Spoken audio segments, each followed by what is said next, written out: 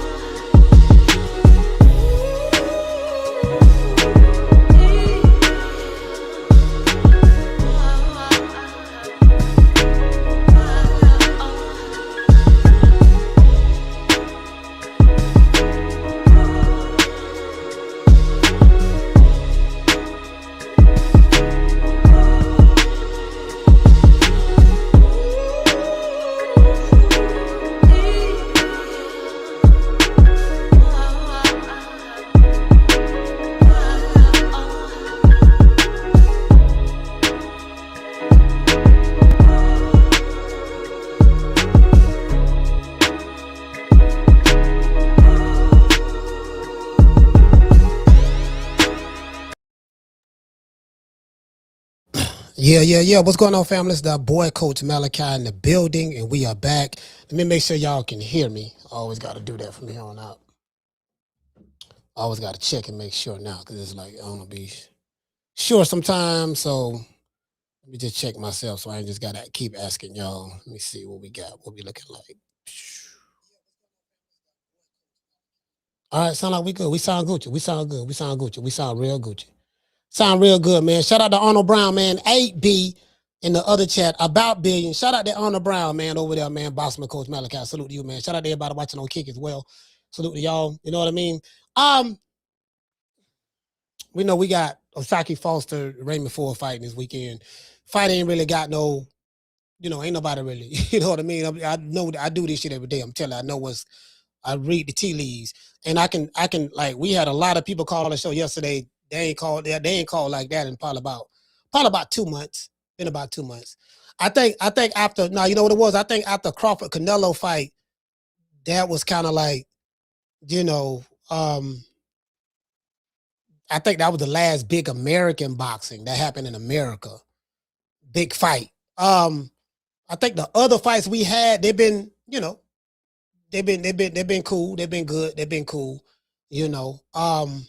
Some of the fights been over there on Riyadh and Saudi Arabia and this and that. Pretty much from what I noticed, me doing this shit, like the American online boxing scene they're not really into like the numbers speak for themselves. That's how I know. Like it depends on what channel it is. Like you got my main man, Boxing Gems. Shout out to Boxing Gems.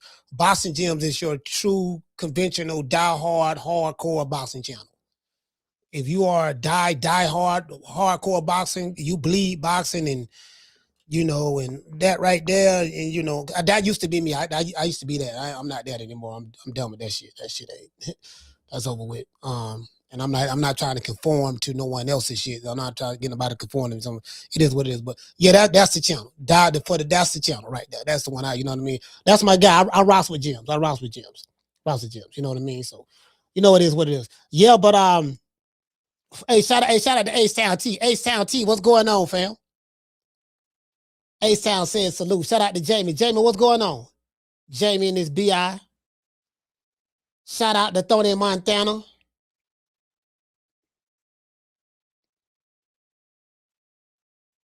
Hey, what Daniel say? Oh, he was talking to Chris. He said yesterday's show showed me how bad boxing fans are dropped off in the U.S.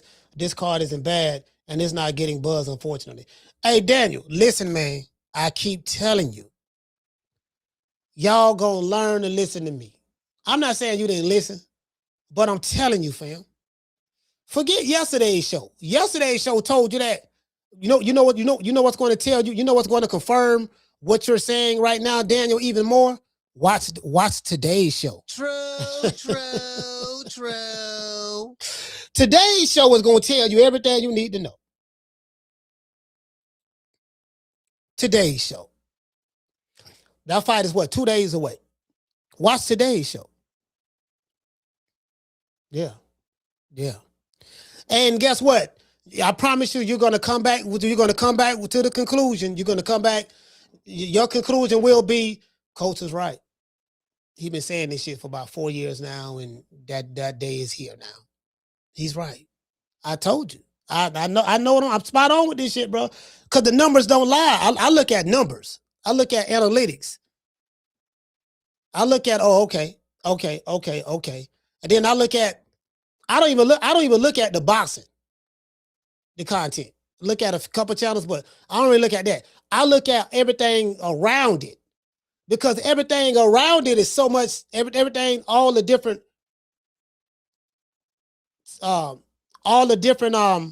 genres and different niches online. You got different spaces is what I'm trying to say.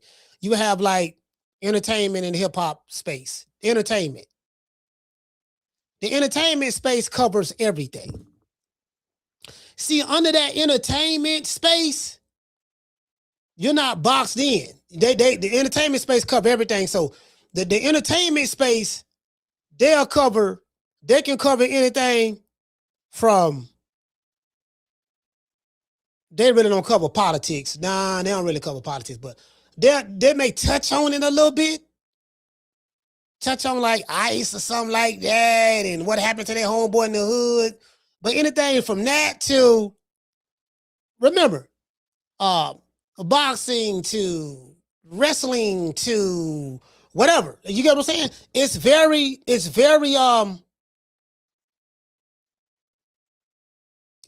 fluid. Do you get what I'm saying? I'm like, I watch a lot of these channels. I know.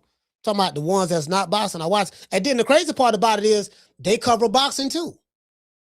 They cover boxing. They don't cover it like someone like a boxing gyms would, but or maybe someone like myself at one point in time, or blood boxing, my guy, or any of those hardcore boxing fan channels, YouTube channels. Nah, they don't cover it like that. They cover the entertainment aspect. Like, okay, we know Adrian Broner was a boxer. But, oh man, you see what he did on on Twitch and this and that, and you know, because it's all about the attention. That's what it's all about, and people are going to give you the attention. It's as simple as that.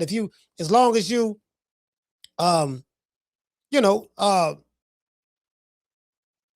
people need shit to do. They need shit to watch to pass time by or whatever, right? And if they like, you know what I mean, they like the gang goofy shit, they gonna watch the gang goofy shit. And on the internet, the gang goofy shit rules. Oh, that rules. That facts. That rules. I know what the fuck I'm talking about on that, boy. True. You say yesterday showed you that how bad the American boxing scene is in bad a shape. I've been saying this since 2020. I want to get this straight. Nah, you know what? I've been saying this since like 2020, into 22, 23, 24, 25. I've definitely been saying it those 3 years. 22 to 23, 24, 25. You know, from all the 23, all the 24, all the 25. I know that for a fact. And then even right now, and I'm even just trying. So I'm showing you. I'm like, yeah, I know what I'm talking about. He said, look at the live numbers right now compared to yesterday. Goofy sales, I guess. Yeah, I mean, you know, ain't nobody. I told you, man, that American boxing shit is dead. Hey, you know what? Check this out. H-Town T. I was in the barbershop today. I was in the barbershop today, and I was talking to a couple of guys. I think one from, I forgot where he from. He might be from somewhere. I forgot which island he from. I don't know if he from I don't know if he's from the Bahamas or whatever, right? But a good guy. You know what I mean? So he's my barber's friend. You know, he's one of my barber's clients, and he came in there, and we were talking about boxing. But guess what we were talking about? Floyd Mayweather. True. They didn't even know, fam. They didn't even know there's a fight coming on this weekend. I said, yeah, man, I got Shakur Foster, man, and Raymond Ford fighting this weekend. He said, who? I said, well, Shakur Foster, Raymond Ford. You don't know that? Nah, I don't even watch boxing like that. The only time I know what's going on, if it's like if Tank fighting, or if it's a big name fight, or if it's Jake Paul. They don't even like Jake Paul. Or Floyd. What's going on with Floyd? I heard Floyd had, and we were talking about Floyd lawsuit. They cared nothing about Xander Zayas and Boots Ennis fight coming up. They ain't care that. They don't even know that fight. They don't even know that fight exists. They don't. These dudes My partner, me and him went to school together. He used to be a diehard boxing fan. He's still talking about Mike Tyson, then Floyd, then, he like, yeah, I ain't really been up. Like all of my partners, all of the barbershops, I'm telling you, I go to these barbershops who watch sports. All they do is talk about sports in these barbershops. The barbershops I go to, they talk about a lot of sports. And bro, if it ain't no big name fighter, if it ain't Canelo, Crawford, Tank, they ask about Devin Haney, because Devin Haney got a name like that too now. So, yeah, man, who dare for the fight? But it depends on who he's fighting. Now, ain't nobody really crazy about Devin like that. They not, to be fair. The Shakur, like it's the, bro, I'm telling you, bro, I know what I'm talking about.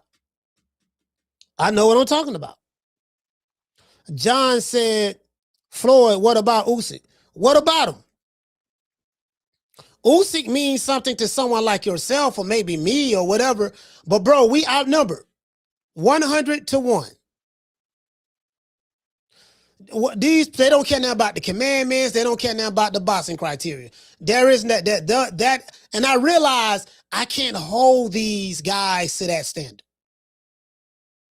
Because it's a whole new day now. It's a whole new ball game. It's a whole new ball game. You can't hold them to that standard at all. Do you get what I'm saying? So that's just the reality of the situation. It just confirms what I already knew.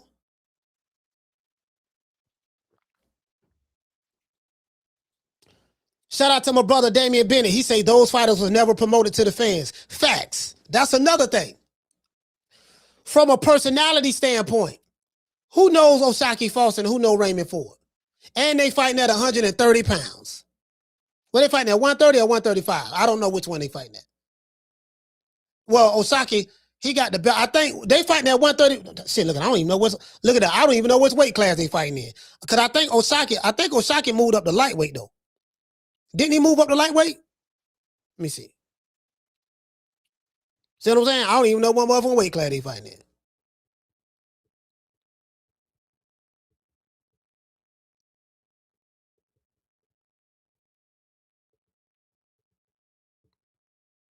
Hold on. Somebody sent me a text. Hold on. Somebody just sent me a text. Y'all bear with me one moment.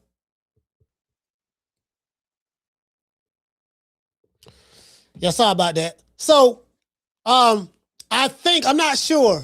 Damn, I could have sworn Shock fought. He beat my man Cool Boy Steph. I think he beat him at 130, right? So I want to say Shock probably fighting him. He got to be fighting him at 130. Yeah, because I don't think Raymond Ford moved up, because Raymond Ford just moved up not too long ago. So I want to say, I think this fight is at 130. Yeah, they ain't watching no 130 pounders. True. Yeah, they not fight watching no 130 pounders. I can tell you that right now.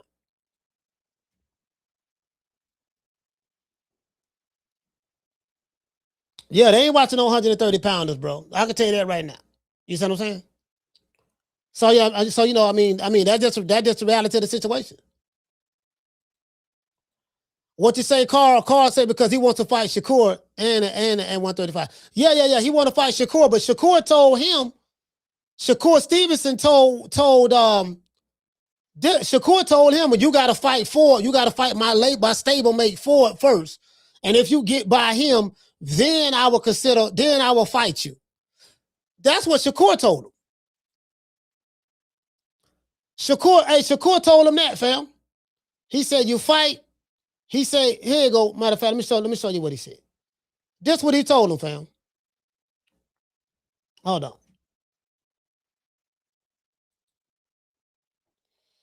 He told him, he say, "Look, if you fight, hold on. Let me see, can I show y'all right here?" Yeah, he letting the nigga know, yeah, dog, if you fight, gotta fight my homeboy. You gotta fight man first. Let me let y'all see what he told him. Let me let y'all see what he told him.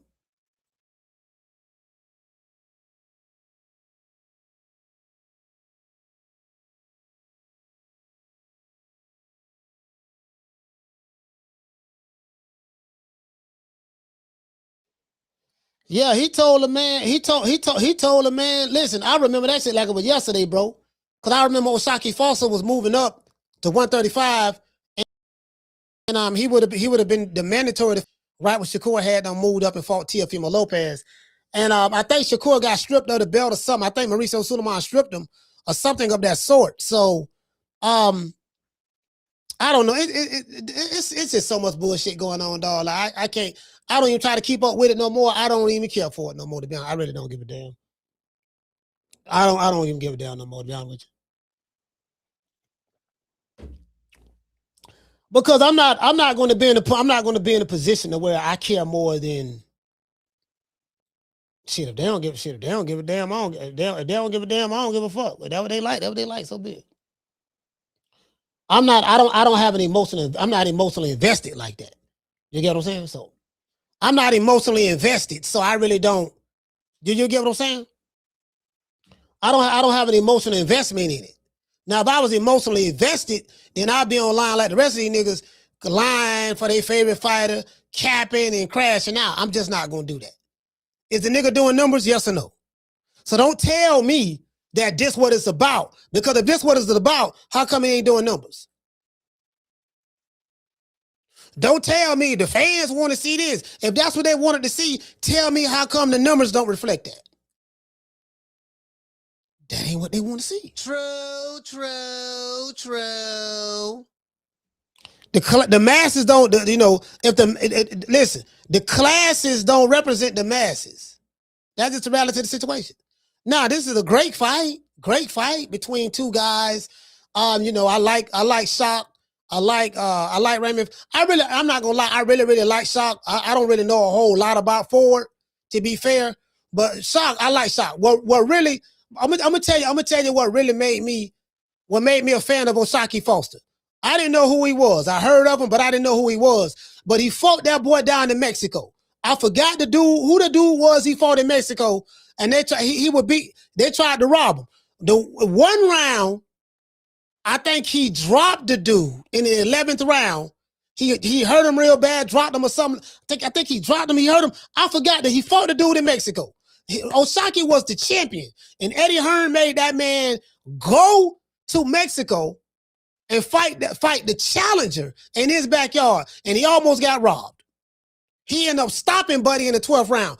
Bro, like, one round, Oshaki Foster clearly dominated. Like, he had this dude hurt. I forgot the dude's name. Yeah, somebody said Hernandez. That's what it was. When he fought him, and that was the 11th round. In the 11th round, it was a judge. He said that Hernandez won that round. Matter of fact, I think one judge had Hernandez winning 10 rounds to 0 or 9 rounds to 2 or 1 or something like that. Oh, this judge, I'm like, oh man. He guess what? Against all odds, he ended up stopping him. He stopped him in the 12th round, I think. He stopped him. He ended up stopping him. And so that made me a fan of his because I saw the drama, the excitement. That's when I became a fan of him, right there. Right there. I remember that. That's when I became a fan of Foster.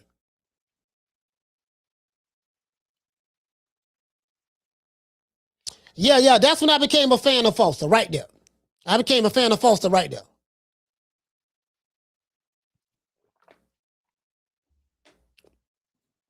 I became a fan of Foster right there. Put it this way, I'm finna tell y'all things have changed, and that's the reality of the situation. I was at the barbershop today talking to a pastor. Brother's name is Pastor Grant. Grant. I was talking to Pastor Grant right at the church. I mean at the barbershop. And you know what we was talking about? He said, man, I gotta go online and start preaching the word online. Start a channel, man. I see you doing your podcast, man. Yada. He looking at me, talking to me, stuff like that. Because when I go to the barbershop, I shoot a podcast up there.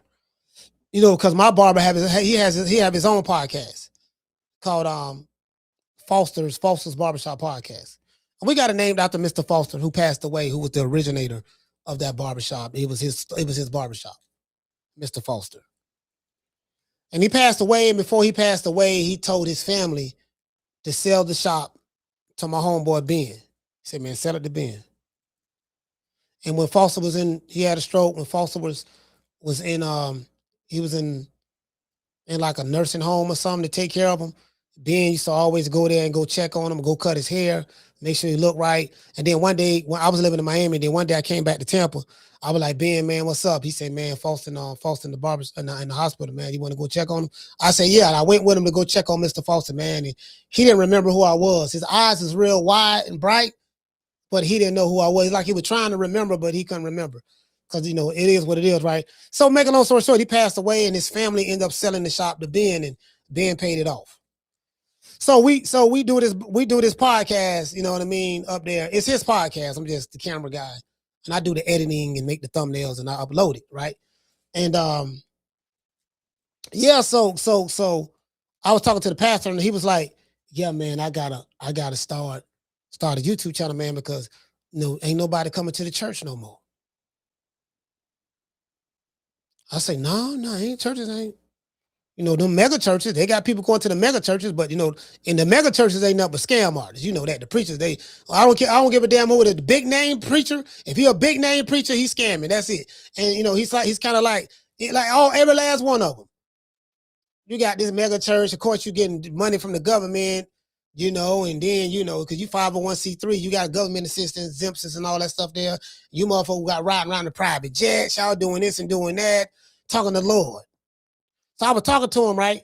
He said, yeah, man. I said, yeah, man. I said the traditional way that people, got the word of God, those days are over with. Those guys, those people are dying off. That's that old generation. That old generation. You know what I mean? In black churches stay full. The black church ain't doing good today. I can't speak for the white churches. But I'm saying the black churches, they ain't, that's what we're talking about. We're like, man, I got to start doing it online. I'm like, yeah, man, things have changed, man. The old way of doing things is over.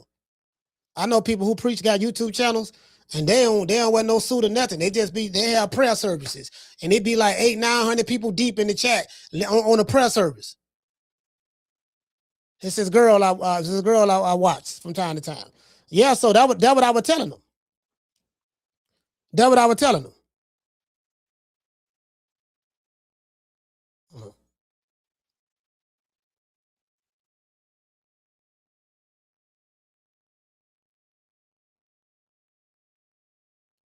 What? Oh boy, he trying to come to the Bucks. Who this is?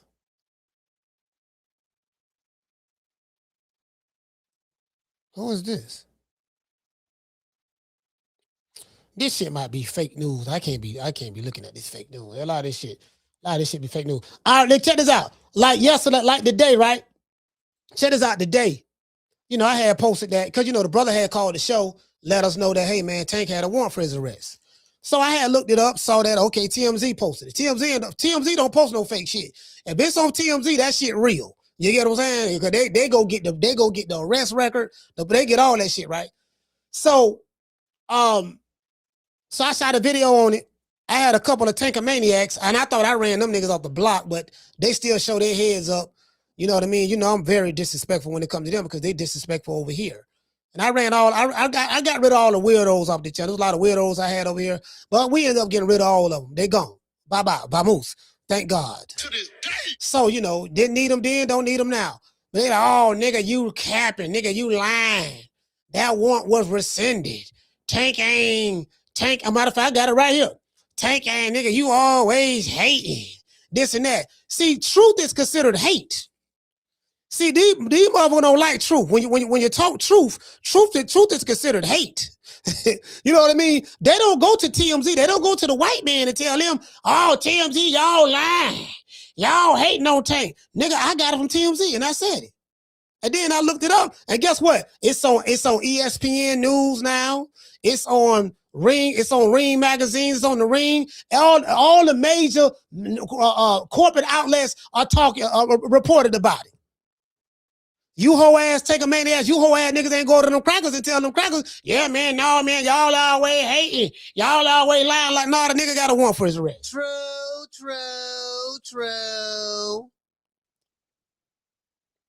You get what I'm saying? One thing about me, I do everything I can to body stupidity. I just like to body it. These dudes are low IQ. They probably come from single mother family homes. They low IQ. Terrible educational system in the hoods that they grew up in, and that's it. I don't respect them. Can't respect them because in this day and age, you have to want to be ignorant and want to be a damn fool in this day and age. Because when I was going to school, we didn't have this shit. We didn't have this, AI been around, but we didn't have it wasn't open to the public. The government always had it for years before the public even got to it. But yeah, nigga, like, they ain't have Google. They ain't had, you know what I mean? They ain't have ChatGPT. There wasn't none of that shit. Like, when you had to know how to do research, you had to go to the library, have your library card, go to the library, sign up, get a library card, check a book out, and study like that. Be in the library all day studying. And you got to try to find which section, which book you want. See, y'all don't even know how to go in the library and find a book. I'm looking for love stories, love novels. What section that is? When I say y'all, I'm talking about these clowns. These clowns don't even know how to do that. So I come from an era before the internet and then now the internet. Because my generation made the internet. And the little ones who came before me. These new booters ain't make a goddamn thing. They're just playing with it, but they don't know what to do with it. So it's right there. So I like defecating on these dudes. I do. I like defecating on them. He said, what you say? He said they do Shaq and Barkley the same way. The truth is hate. Yeah, the truth is hate. The truth is hate. It's too hey Damien. And I say this because this is what I was taught a long time ago. The two most hated and despised things in life are this. I want y'all to listen. People hate, these are two things that people hate the most. People hate the truth, and people hate the truth teller. True. They hate the truth, and they hate those who tell the truth. He said the truth is hate to a nigga that hate the truth. And the reason why he hate the truth because he's living in a lie. See, the only thing that hates truth is the lie. And I told you, it's like these guys suffer from confirmation bias. They only accept information that confirms what they want to believe. Whether what they want to believe is true or not, that's what they want. It could be the truth. They know it's the truth, but it don't fit what they want to believe. They can see this high yellow nigga running down the street butt bookie naked with some handcuffs on behind his back and get tackled by the police, thrown in the car and taken to jail and everything on camera and media outlets from all over the world showing it. You know what they'll say? Oh man, you can't believe everything you see on TV. Y'all always hating. And man, that ain't really what happened. They'll just lie. True. They'll just lie. Shout out to SP Got Beat. Salute, fam. They'll just lie because it doesn't confirm what they want to believe. Do you get what I'm saying? They'll be mad at a nigga like me for reporting it, but you ain't saying that to TMZ when they reported it. You ain't saying that to ESPN when they reported it. When Ring Magazine posted it on their X page, you ain't say they was lying. When they reported it. Oh. True.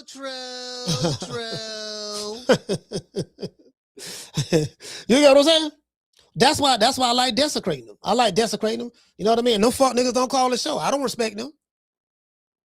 All on fuck niggas, and I think their mother did a work. I think their mothers did bad. I think their mothers made a mistake. When she found out she was pregnant with them, some of them niggas should have went to the clinic with a couple of them.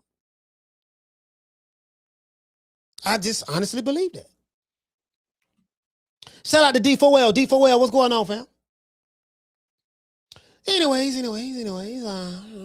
Shout out to everybody watching on Kick. Salute, man. Let's do this. Shakur Stevenson really made O'Shaquie Foster fight Raymond Ford first. Will Shakur keep his word? Now, Shakur Stevenson, now this is documented. He said this shit. I don't want no Shakur fan. Oh, Shakur ain't said that. Niggas want. Guess what? I'll show you the receipts. But it don't matter. What y'all want everybody to know, I come with receipts. But it don't matter. Motherfuckers still. I can show you what he said out of his mouth. This is what he said. Oh man, I went him. That was a clone. That's why this American boxing shit fell off. I don't give a fuck about American boxing. I'm done. I'm tapped out. I'm done with it. I fought the good fight. True. I fought the good fight in the losing battle. I'm good now. I'm good. So let me get this straight. O'Shaquie Foster initially becomes the mandatory for Shakur Stevenson. Y'all heard that right. And instead of getting the title shot, he's told that he has to fight Raymond Ford first at 130 pounds. That's what he's fighting at. Did you get what I'm saying? I remember this shit like it was yesterday. And now after the recent face-off, you guys know, I think they're going to have to weigh in tomorrow. You know, Foster had done push doggone Ford in the chest and all that stuff there. Like, I'm not going to lie, bro. I just got a feeling, just me, I could be wrong, but I just got a feeling that, Shock, like, Shock coming with it. Like, I like what I'm seeing from O'Shaquie Foster. I'm not, bro, the way he beat Cool Boy Steph, fam, bro, like, he had an answer for anything Cool Boy Steph came with. Like, Cool Boy Steph couldn't do nothing with him. And Cool Boy Steph is looked upon as a slick black fighter. He's looked upon as a slick black fighter. The way Shock beat, that really impressed me. I'm like, God damn, look how he doing Cool Boy. Because, you know, like Cool Boy, like his trap counter game good. You know, he's really good with slipping and rolling. He has great footwork. Man, O'Shaquie, Shock made Cool Boy look regular. True. Shit, Shock. I got all this hair. I'm sorry about that. I got a hole in my shirt, everything. Shock, that damn Shock. Shock made Cool Boy look like damn.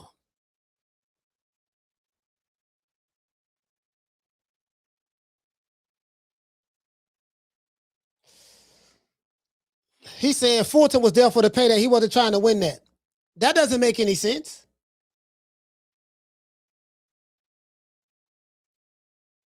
If he win, he still get the payday. If he loses, he still get the payday. That doesn't make any sense. Like, I've never heard anyone say, when it come to Cool Boy Steph, he was there for the payday. He wasn't trying to win. Okay, why wasn't he trying to win? That don't even make no sense, fam. Shout out the hood, Shaka. What's going on, fam? He said, I like Cool Boy, but he dismantled Fulton. I was in shock. No. You said you like Cool Boy. Oh yeah. I see what you said. He did. Yeah. Cool Boy. Yeah. O'Shaquie did dismantle him. Yeah, that don't make no sense. What make this particular fight? I'm not gonna try to win, but he tried to win every fight before that. That don't make no sense to me. I'm just saying, to me, that don't make no sense. He say Shock better bring it. Everybody will be watching. I mean, Shock gonna fight, bro. Shock. One thing about O'Shaquie Foster, he's a dog. Again, I like both guys. This is a 50-50 fight. Let's not get it twisted. I'm saying both of these guys are pure boxers. Raymond Ford is a great boxer. O'Shaquie Foster is a great boxer. I like both of these guys. Raymond Ford can very well win. I'm just leaning towards Shock. I like Shock. I like Shock in this fight more than Raymond. I like Shock more in this fight than Ford. I do. You get what I'm saying? I like him a lot more. Like, I'm really leaning towards him. Even though I know the odds are close, it's stylistically, you know what I mean? They very similar. I'm just riding with Shock on this one, fam.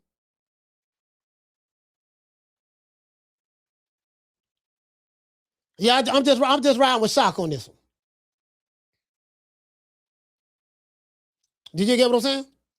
Shout out to Just Living Life. Just Living Life. What's going on, sis? Yeah, I'm just riding with Shock on this one. Listen, I'm gonna tell you why I'm riding with him. I'm gonna tell you why I'm riding with him. Hey, what it say, Carl? Carl say, I think Raymond gonna get him, coach. I mean, you know, both. I mean, and that's very well could be the case. But hey, Carl, I'm gonna tell you why I'm picking Shock too. Because of Shakur, remember, Oshaki became the mandatory to fight Shakur at 135. When he moved, he was moving up, moved up. Matter of fact, guess what? So, but Shakur was off. He had no fault. He went to 140, and he had no fault. Tiafimo, and he said, "Well, I'm gonna move back down and defend my title and this and that, yada yada yada." So I don't know exactly what happened with that. I heard. Matter of fact, I think Mauricio, they stripped him. Mauricio stripped him. You know what I mean? He tried to get all the belts. He trying to get all the belts to all of his Mexican compadres, and I get that. You know what I mean? So him being from Mexico and him being Mexican himself, so I do get that. So he stripped that from him. So I don't know what he did with the belt, right? And anyway, but that's their belt. That's the Mauricio Suleiman belt. I call the WBC the Mauricio Suleiman belt. That's what that is. He said, "Well, you gotta fight my stablemate first." Man, these niggas, boy, this is the thing that get me. You know, these niggas, they got too many brothers in boxing. That's my brother. Well, I can't fight him because he my brother. I don't want to fight him because that's my cousin. I don't want to fight him because me and him, we like brothers. We hang out all the time. We like brothers. I don't want to fight him because him and my cousin go together. You know, so it just, you know, I'll fight him though. Like, you know, if you want to fight me, fight him first. Cuz, come here, cuz. This is my cousin-in-law right here. Cousin-in-law. Go ahead and I know you can whoop him. Go ahead and take care of him. Go ahead and whoop him. Get by my cousin-in-law first. He train with me every day. Get by my cousin-in-law first. And if you get by him, then I think about fighting you. True. Yeah, that's what's going on with American boxing today. And you wonder why Carissa Shields slapping Alicia Baumgartner and anything outside of boxing. Because anytime Carissa Shields boxing, ain't nobody talking about that shit. Nobody. I mean, when few YouTube channels and stuff like that, I go live for it, but it ain't doing, her shit don't do numbers. What do numbers is her shit outside of boxing. When she talking about other hoes or talking about other females or talking about this boxer, talking about that boxer, that's what do numbers. Her fights don't do no numbers. True. Floyd Mayweather, I'm in the barbershop, they talking about Floyd. How he got food like that. All the big major white podcasters talking about it. All the black podcasters talking about it. They ain't said one thing about Oshaki Foster and Raymond Ford. You notice that? And just like my brother Damian Bennett say from B-More, he said they did a terrible job promoting this fight. They did. But not only that, the fighters don't get it. The fighters don't get it. Adrian Broner is popping more than any fighter in boxing because people like to watch the crash out. They watching him self-destruct. He's a SA case waiting to happen live on TV, live on your phone. He's an SA case ready or waiting to happen.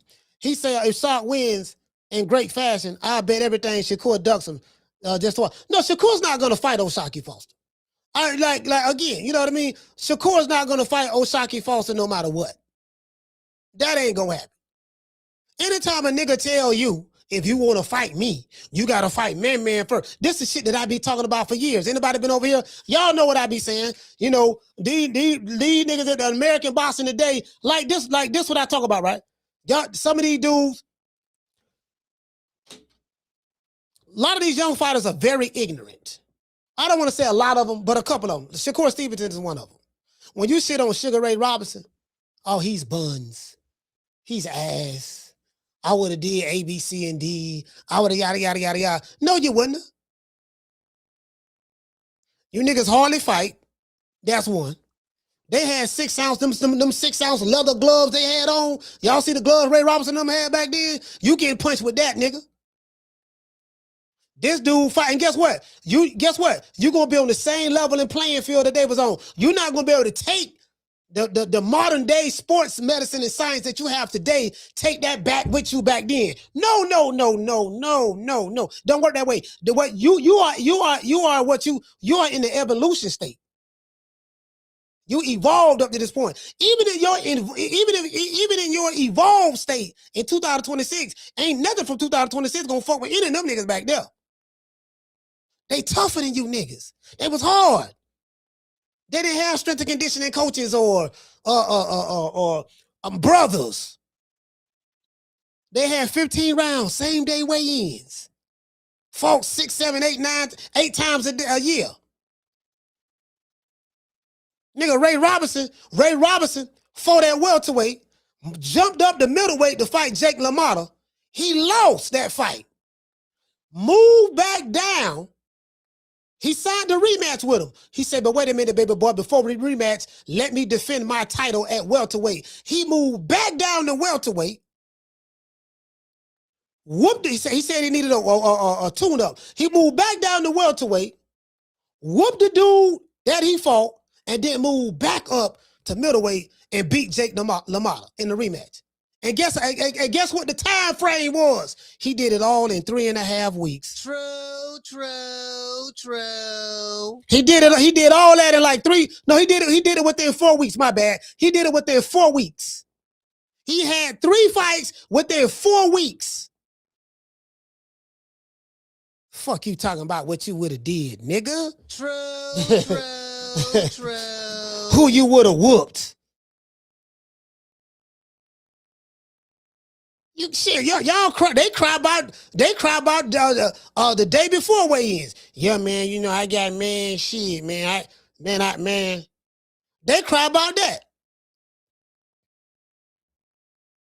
Yeah, man. I'm weight drained. Oh, try weighing in the same day you got to fight.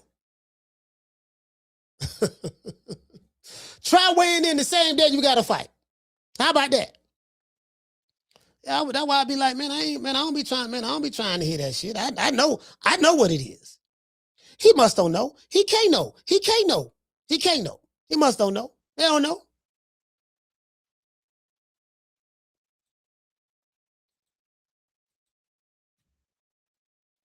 Niggas got too many brothers, cousins. So, you know what I mean? Everybody hanging out with each other so they ain't gotta fight each other. Richardson Hitchens, Shakur Stevenson, Raymond Ford, all on buddy. Everybody hanging out with each other so they ain't gotta fight each other. Shout out to Keisha. Keisha, what's going on, Keisha?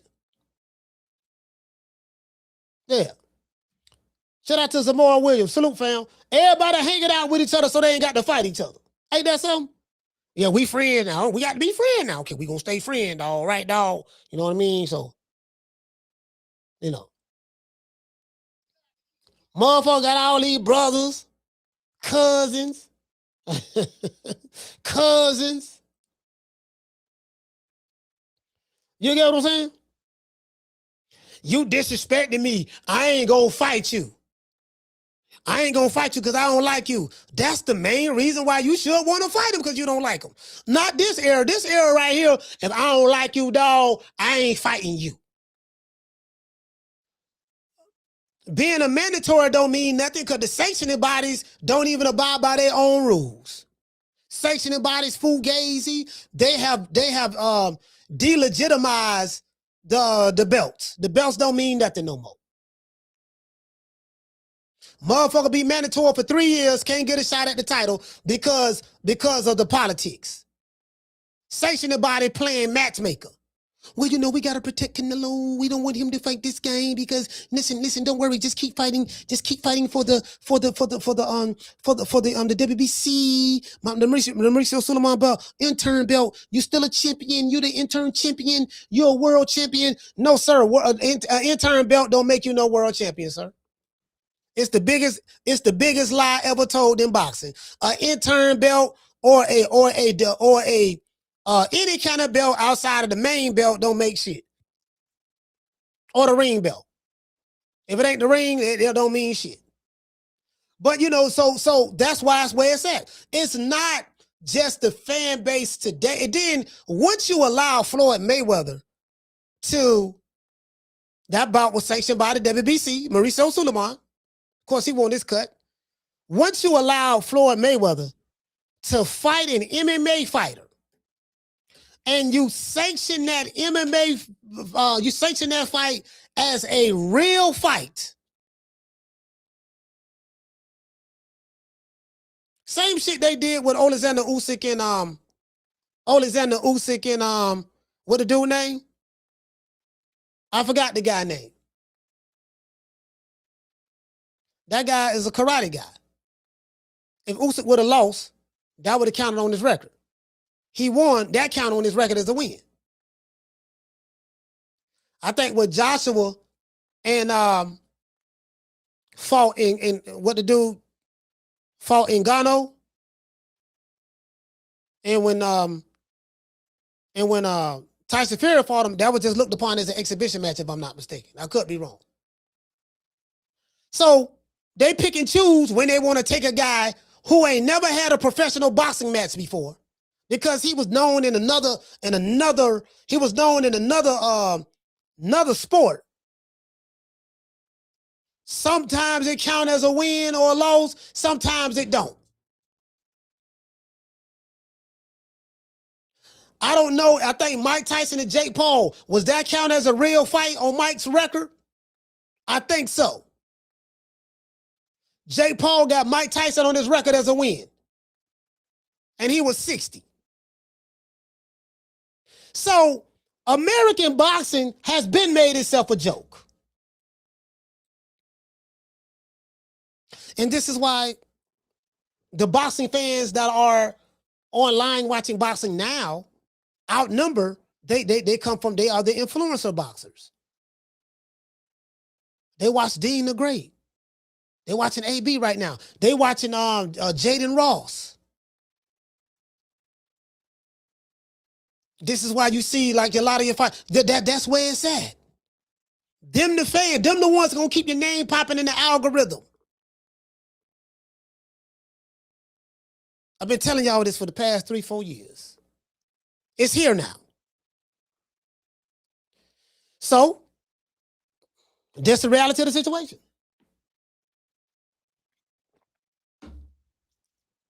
You know what I mean? Shout out to Akila. Akila, what's going on?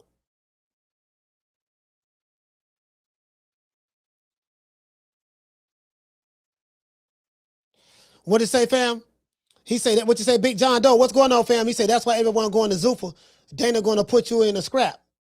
You know what about hey, John Doe? What I'm saying, fam, is this here. They open up the door for that. See, yeah, Rico. The dude name was Rico. Good looking out on round one. The dude name was Rico. So they open up the door for that.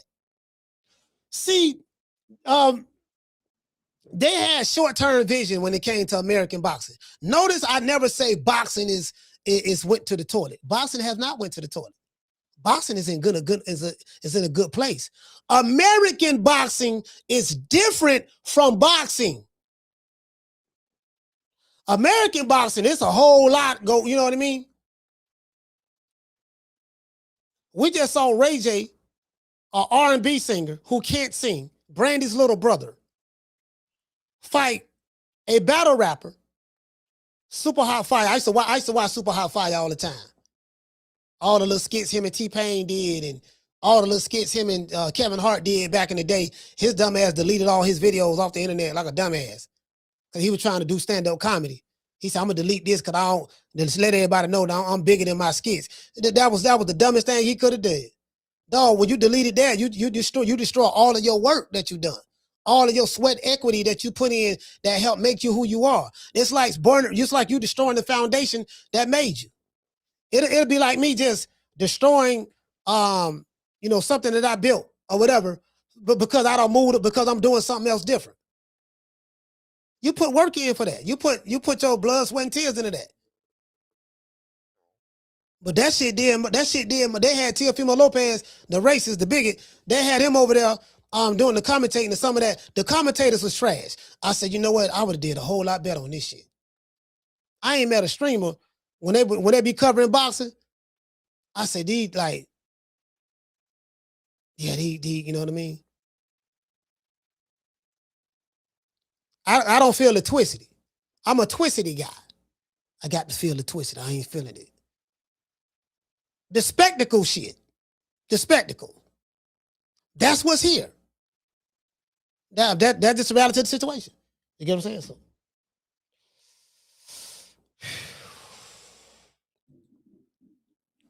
He said, do you think Cure can run through Shock? Well, guess what? You know what I think? I think we'll find out if Shakur fight him. Do you see what I'm saying? See, C-Money is asking me, do I think Core can run through Shock easy, or will it be a tough fight? Guess what? I don't know, because guess what? He ain't gonna fight him. True.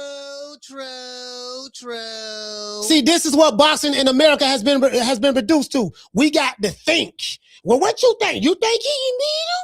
Well, you know. And then we got to have these imaginary fictitious fights in our head. Well, Shakur got this style, and shit, I don't know. And Shock ain't never fought on that level. So that's the problem. We gotta imagine. Shout out to Greg Hackett. Salute, fam. He said, yo, cuz. What's up, cuz? Yeah, we gotta imagine. That's it. That's it. Ain't none of these niggas popping. Not one of them. I know because I see the numbers. Everywhere. I ain't talking about in boxing because I told you I watch a lot of more shit other than I don't really watch boxing content no more. Told y'all that. But I'm talking about the other content creators. I'm watching all this shit. I study what's trending. Google Trends, this and that. What's popping? Like the Google Trends. I look at all that shit. You got a fight going down in 2 days. Outside of this small ass boxing community on YouTube, and on X, and on these little Reddit and Facebook boxing and stuff like that, bro, that shit. But when I say that shit small, because some of the same people who be on YouTube be on Facebook, so it's really the same audience. Some of the same people be on Facebook, be on Reddit. Some of the same people be on Reddit, be on X. It's the same audience, just on different platforms. Very, very small. They do a terrible job promoting these fighters, and the fighters do a terrible job in promoting themselves. They don't get it.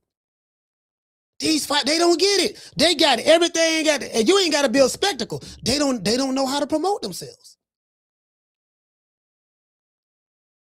I laugh, right? I had a nigga tell me, yeah, man, his favorite fighter was the Cash Cow. I said, Cash Cow. So y'all know me. Now I know I have a PhD in sarcasm. So let me do this right quick, because I've done this before.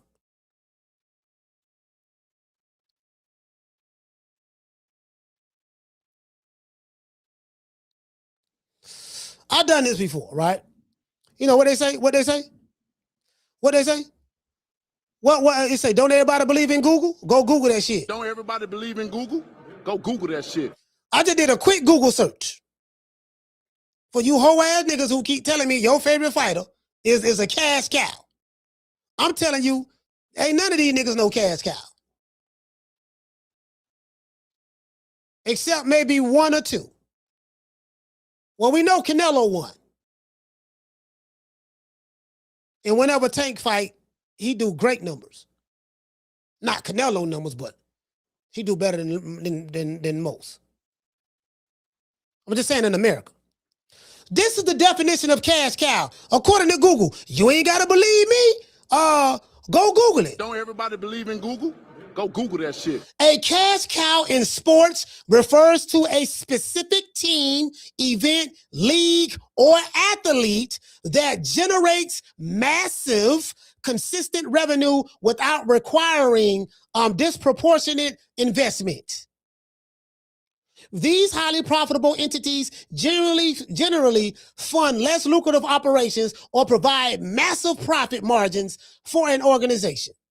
Let's say if it's a Floyd Mayweather, if it's a star athlete, individual superstar athletes with widespread marketability are considered human cash cows. Their impact goes beyond performance on the field or the court. Their jersey sales, endorsements, and ability to sell out arenas drive exceptional profit margins for their franchise, corporation, sponsors, or promoters.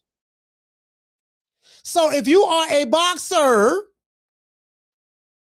and you're a fan of a boxer and you telling me this nigga that is a cash cow, let me pull up what cash cow is. So you saying he's a star athlete. So that you saying that this nigga is this individual boxer, he has widespread marketability,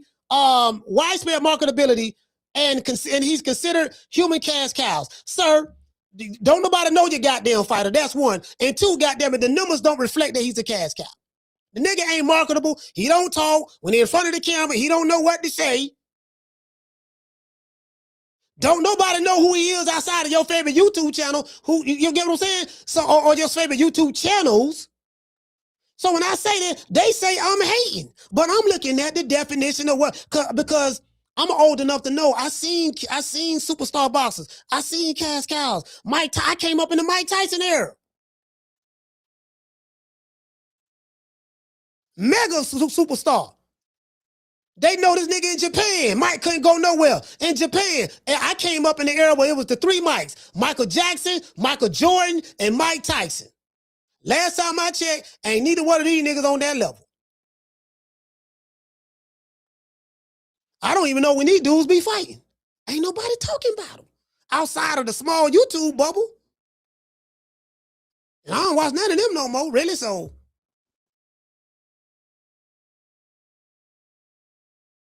that's what happened to American boxing. Fake cash cows, everybody brothers, everybody friends. Nigga buy a Gucci purse, a man bag, and walking down. Yeah, man, my fighter just bought a brand new Gucci purse. You saw that? My fighter a superstar. American boxing look at Rolly Romero as a superstar because of Ellie Sucker Nigga Nutsack said so, and because Ellie Sucker Nigga Nutsack said so, and because Booger Ray Leonard. Rolly's a star. Star for what? Eating crayons?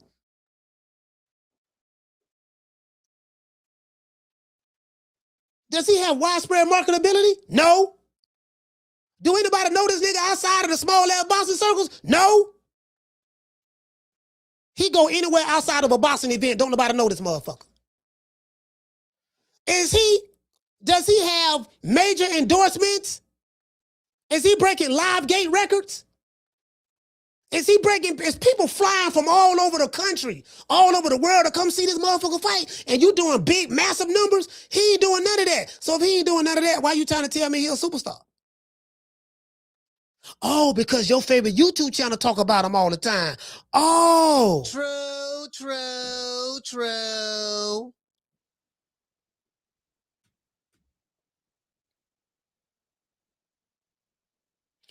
Yeah, man. So anyway, O'Shaquie falls to Raymond Ford fighting this weekend.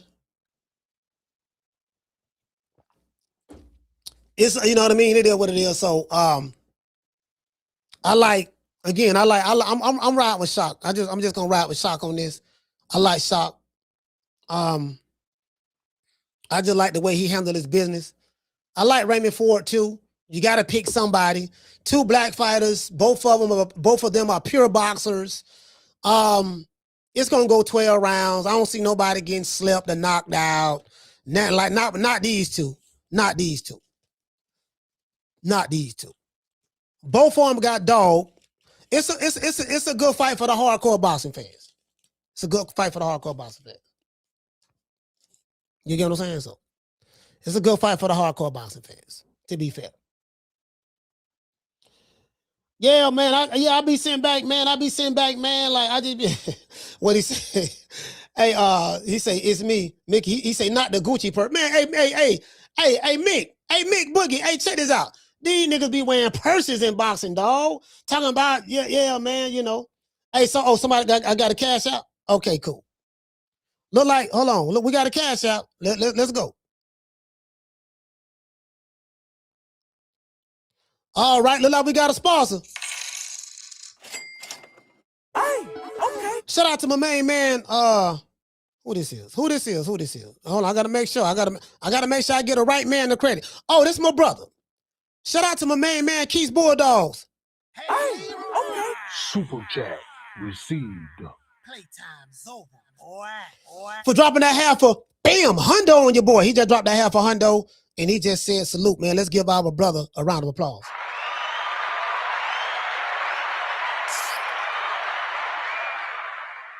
Matter of fact, let's hit him with the Huggy Bear. Down from the bar, there's a platform stage.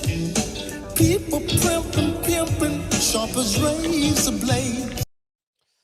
Yes, sir, man. People pimping, sharp as razor blades. I love Curtis Mayfield. R.I.P. to the legend, Curtis Mayfield. Shout out to my main man. Let's see. Shout out to Harvey. Hey, okay. Shout out to Harvey, man, for dropping that quarter of a bam dub on your boy. Cash out. Hey, Leroy. Super chat received. That was a cash out. Playtime's over, boy. And what it say, Harvey? He said I'm riding with Shock. I believe he's real. Yeah, listen, man, listen. I'm gonna be honest with you. This bro, I like this fight. I like Raymond Ford. I like Osaki. I'm leaning like I looked at this fight stylistically. Both of these guys are pure boxers. Both of them can fight on the front foot or back foot. I'm gonna just go with my gut on this. I just like Shock. I'm just leaning towards Shock. You know, this a very close fight. I don't see nobody getting knocked out, to be fair, but neither one of these guys. I think Shock got a lot more to. I think Shock got a lot more to prove because he wanted to fight Shakur, and Shakur telling this nigga, "No, you gotta fight my cousin. You gotta fight my play cousin Raymond Ford first. Well, you gotta fight him first now. Then once you get by him, then hold on. Like, listen, hey, Harvey, check this out, fam. Shout out to Harvey. Shout out to Keith. Like these niggas in today's time, they got a whole list of other niggas you need to fight before you get to them. Okay, now check it out, dog. Now I know you want to fight me. You say you want to fight me, but you clout chasing. Listen. Clout chasing is another way of, nigga clout chasing. Yeah, man, I been trying to fight you, dog, but you ain't trying to fight. That's another shit they be using. They'll say, hold on. What they say? Oh, if you want to fight me, check this out. Hey, Keith, if you want to fight me, I want all the smoke. But if you want to fight me, then what you gotta do? Hey, Harvey, check this out, fam. You gotta fight Mothra. You gotta fight Gamera. You gotta fight Ghidorah. You gotta fight King Kong, Godzilla. Okay, you gotta get by them first now. If you lose to one of them, you can't get no fight with me. Just tell you right now. Then you gotta fight Goku, Piccolo, Bam Bam Bigelow, Black Frieza, Frieza brother, Cooler. You gotta fight Lord Wiz. You gotta fight Lord Beerus. Where's the angel? Let's see. You gotta fight. Who else you got? We got Goten. You gotta fight Goten now. You gotta fight him too. Trunks. You gotta fight Trunks. Then you gotta fight Orange Piccolo, not Green Piccolo. Orange Piccolo, the one that's the one that you gotta fight him. See what I'm saying? Then once you get by them, then I'll fight you. True. These niggas come together like the Wonder Twins. Everybody friends, everybody brothers, everybody cousins. The dude who want the smoke. This is where boxing is at right now in America. That's why the shit is, to me, it's trash. I love where it's at right now. I love where it's at right now because I don't accept it. Just because your favorite YouTube channel cap for you, don't mean you that. No, they just like you a lot. That's all that means. They just like you a lot. Their job is to propagate for you. But fam, the numbers ain't showing that. Niggas ain't talking about you. I remember I came up in the era. I remember a time where motherfuckers got. When the last time they had a fight party? They had a fight party when Canelo and Crawford fought. Had that. When Mike Tyson used to fight parties all the time. Floyd Mayweather, when he was in his heyday, when he became Money Mayweather, not when he was Pretty Boy Floyd. He was Pretty Boy Floyd. He was a motherfucker. That's the Floyd I like. Money May, he became more of a cherry picker, picking and choosing, selecting. You know what I mean? He kind of more like that, and he landed some big money fights, but he couldn't count. Al finessed him according to Floyd, not me. According to Floyd, this for you Flowbos. Showtime, the corporation, owned by white folks. Stephen Espinosa. I don't know what his nationality is. I think he might be American, but Stephen Espinosa and Al Heyman, according to Floyd, they all conspired to finesse him out of $340 million. That's what Floyd says in the lawsuit. He can't sue Al because Al Heyman contract tighter than snake ass. And then guess what? Then he let the Jewish boy slide up on him. Clean him out for $175. $100 million in jury. Different real estate deals that he thought he had ain't there. And finesse him out of a private jet. True. That's the hottest news in boxing. Not on YouTube, not in the small YouTube channels, even the bigger ones. The boxing, I'm saying that the boxing community is very, very, very small. It is. I know the numbers. I'm telling you.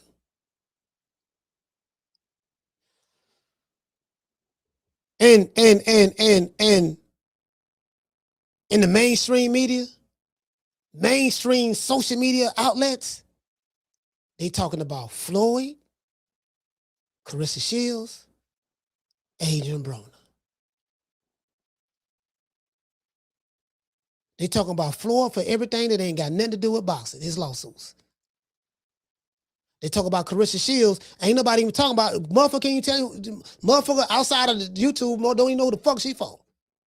Ain't nobody talking about her boxing skills. They talk about the antics. Carissa Shields and Pat Poose. Carissa Shields can have a fight today. Numbers ain't gonna do shit. Yeah, sure. Get some people to come out to see her in Detroit and stuff like that, of course. Tickets be $5, $10, so everybody can come out. But it ain't doing no live gate numbers, is what I'm saying. The hood gonna come out, but look, Boquisha, Laquita, Ray, Man, Nim. Somebody might get stabbed, shot, jumped, and something like that may happen. Play at your own risk, but you get what I'm saying? That those antics get more publicity than her actual fights. Like just I'm telling you what God loves.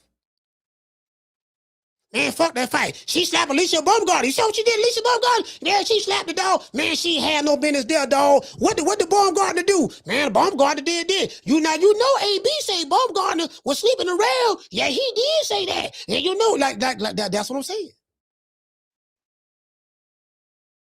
AB coming back, man. He gonna come back. He gonna fight such and such. Ain't nobody want to hear that there. Man, you saw AB on Kick last night with Dean the Great. Man, AB a fool, man. AB was caught in the bedroom smashing the chick that he paid $500 to knock off. Man, you saw that? Tekashi 6ix9ine went over there and gave him a hug. Why he was smashing? Yeah, that's where it's at. True. Yeah, that's where it's at. That's where it's at. And guess what? I'm not the old nigga that's gonna be complaining. No, I accept it for what it is. I'm just gonna roll with the punches. I did my job. I did what I came to do. You get what I'm saying? It's on to the next now. Just being honest with you. I did what I came to do. Shout out to Horton Rules. He say fast. Go. Salute to you, fam. What'd you say? He said gave his pockets the bunny ears. And this another thing too. This another thing. Edgar Berlanga.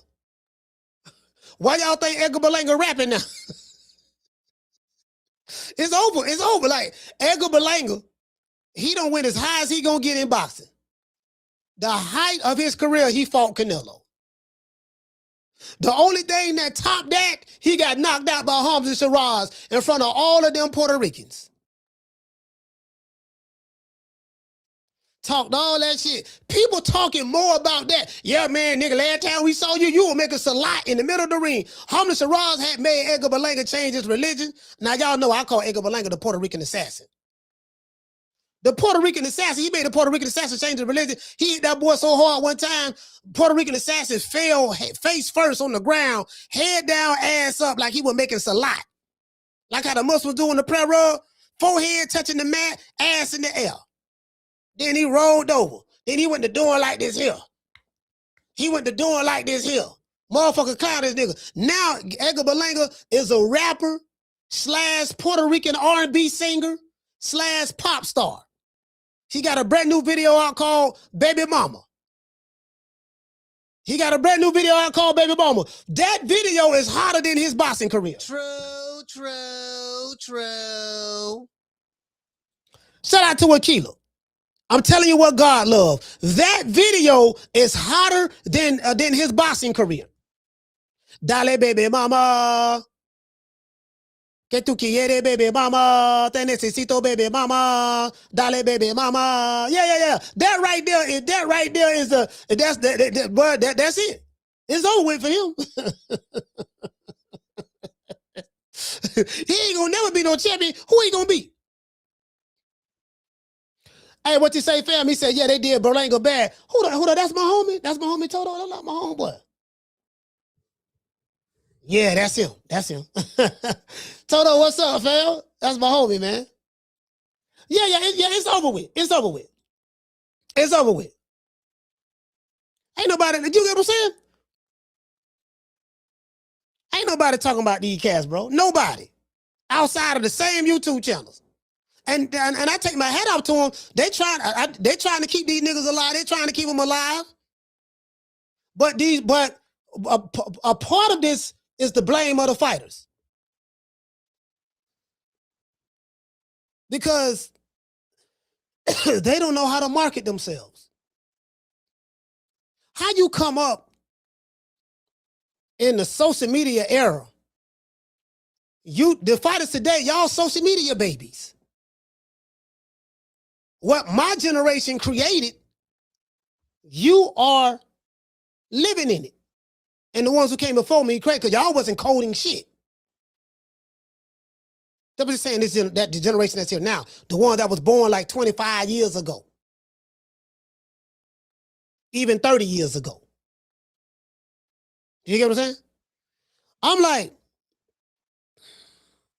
fam, you don't know how to, bro. I had a nobody ass fighter tell me, and he was popping at one point in time on social media. From what I heard, I ain't know the nigga. Didn't know who the fuck he was. Still, can't tell you when the last time he had a fight. But he's nobody. He's nobody. He said, I'm at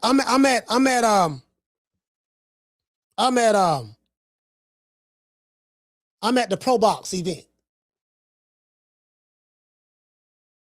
Calvin Davis was fighting that day. Keyshawn Davis's brother. At the time, he was trained by Bomac. Bomac was there, of course. Because I was in the back with the fighters. Coach Red was there. Was Red there? I don't know if Red was there. Red might not have been there. No, I think Red was there. The whole team was there. Bomac was there. Red was there. Saul was there. Ashley was there. One of the strength and conditioning coaches. And I think Crawford was there. Yeah, Crawford was there. Yeah, he was there. And damn, I forgot what I was gonna say. I went to Pro Box. Oh yeah, the jitterbug. So one of the fighters was a jitterbug. Bomac was like, look, he said, Coach, man, won't you interview him? And that fighter, his granddaddy was there. His granddaddy was there. And guess what? They watch my show. They watch my show. I don't know what the fighter do, but the granddaddy watched my show. He said, yeah, man, I know. He said, I be watching your show. Coach Malachi. Everywhere I go, somebody know me. People walk up to me, you know, Coach, what's up, man? I be watching every city, the city I've been in. Well, this ain't what happened. But I'm there, right? So Bowman trying to get, he said, man, won't you interview him? I didn't know who he was. I didn't ask him for the interview. I really don't ask fighters for interviews like that. Because some of these niggas be acting like divas, hoes, and they want you to kiss their ass and all that shit. I don't do that. Because I don't give a fuck about these niggas. I don't. I just don't. You know what I'm saying? So, every interview I've done has been on mutual love and respect. When I gotta kiss your ass and D-Rod, nigga, it's fuck you for life and fuck anything that gave birth to you. True. I'm from Tampa, Florida, so we don't get down like that here. I can't speak for no other nigga, but I'm saying I ain't cut from that cloth. Do you get what I'm saying? But this young nigga tell me, so I'm sitting down in the back. I ain't saying 2 words to this dude. But I look over where he's at, because he's sitting right next to me.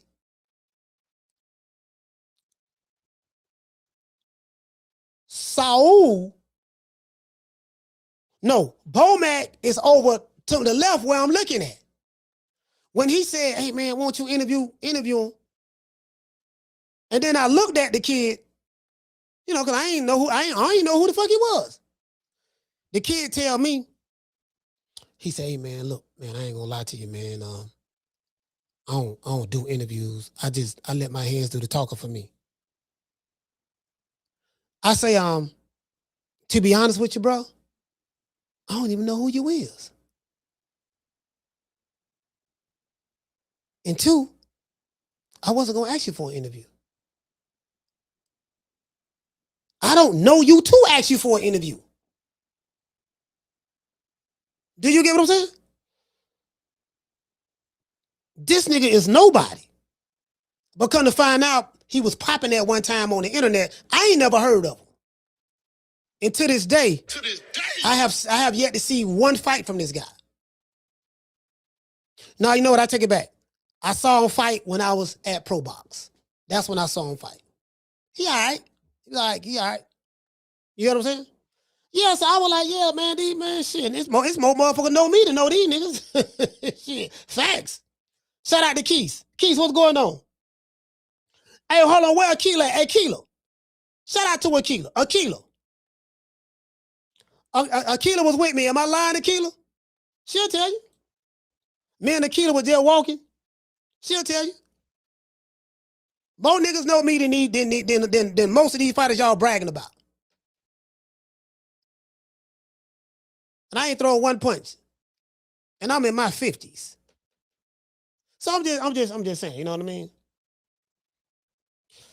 Yeah, all this old fictitious ass shit. Shout out to Keith. He said 1963 not built like that. No, sir. Yeah.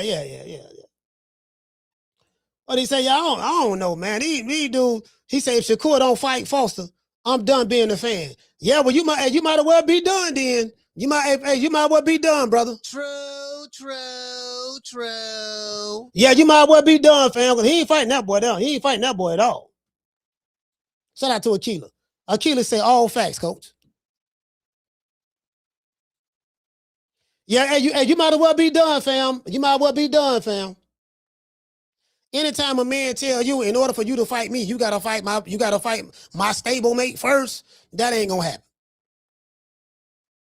He telling you right there, that dude telling you right there, yeah, dog, I don't even want to fight you, dog. You gotta fight 20 niggas before you get in the ring with this nigga. You gotta fight King Kong, Mothra, Bam Bam Bigelow, Shawty Big Nuts, Hog Head Cheese, Poach Chop Willie. You gotta fight all of them before you get to him. Nah. Hey, what you say? Hey, what you say? ACLT say, I'm still laughing at Freezer brother cooler. This nigga coach crazy. Hey, look here, man. Hey, nigga got, hey, bro, I'm trying to tell you, bro. Hey, look here. Look, in order, listen, check this out. That's like, okay, you want to fight me, dog? You got to fight everybody. Okay, I'm from Houston, right? You want to fight me? You got to fight everybody from the South Side first.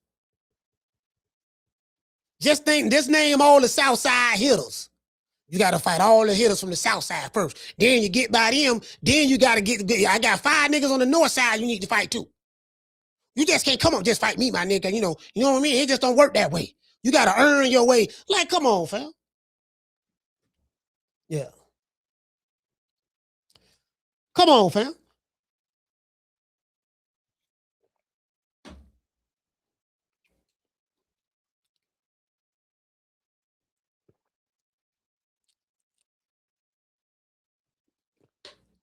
These niggas talking about.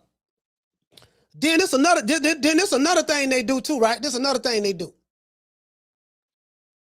Motherfucker be 3-4 weight divisions. Like I be a lightweight. I'm calling the nigga out at super middleweight. Yeah, what's up? Coming up there to fight you, dog. What's up? What you want to do? You get what I'm saying? What you want to do, dog? Like this, this shit in today's boxing is something else because, like, what I realized was I can't hold these fighters or even the boxing fans accountable to my standards. I can't. You know, I remember that like 135, the 135 really kind of pissed me off because I remember when they was at 135, I want to say Devin Haney was there. Devin Haney was trying to fight Teofimo Lopez. Teofimo Lopez didn't want to fight him. Then they went to they was at 140 together. Teofimo didn't want to fight him. Right? Dude right there didn't want to fight him at all.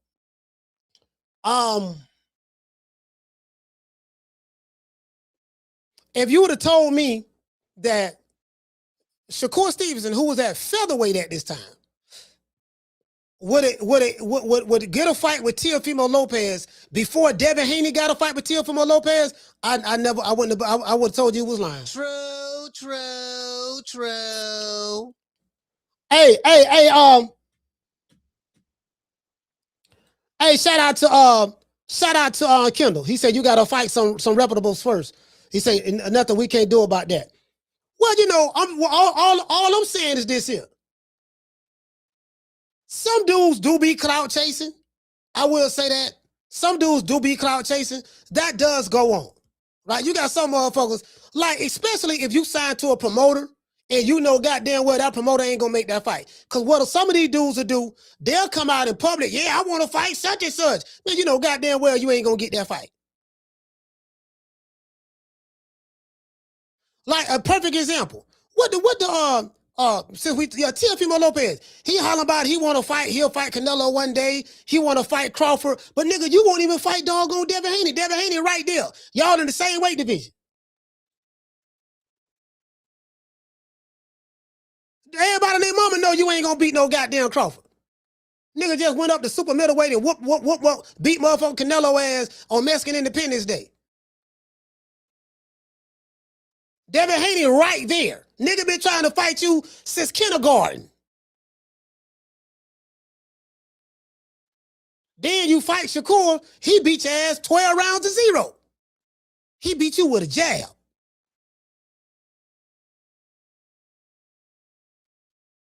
So, you know, damn, nigga, when you gonna fight Devin Haney?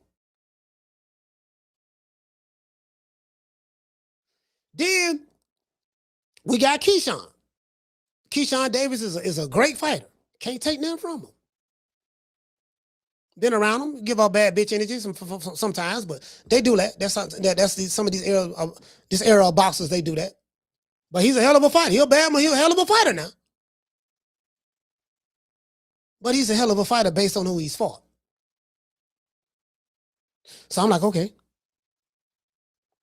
If he move up to 147, like, okay, if he fight at 140, Gary Antoine Russell, like, this another thing too, right? Gary Antoine Russell's right there at 140.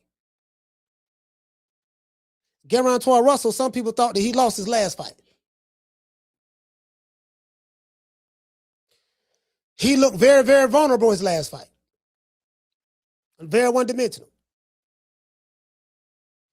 But he won. Dudes be in the same weight division. My nigga, we ain't asking you to do no extraordinary shit. We not asking you to dare to be great. We just asking you just to fight the niggas in your weight division.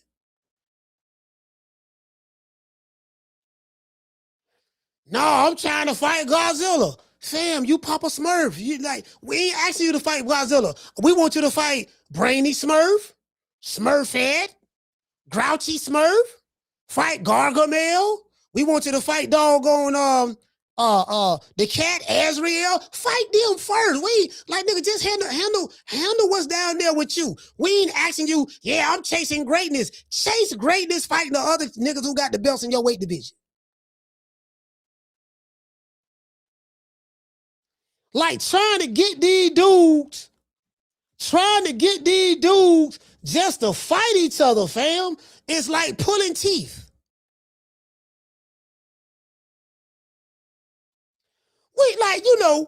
He said, yeah, coach, just fight the competition in your weight class. Like trying to get these dudes, hey, Daniel, trying to get these dudes just to fight each other in their weight division is like pulling teeth. Nigga don't want, yeah, dog, you got to understand, dog. You got to, you know what I mean, fam? I ain't asking you to do all that shit. I'm just asking you just to fight the niggas in your weight division. That's all. Dudes, couple of dudes, check this out.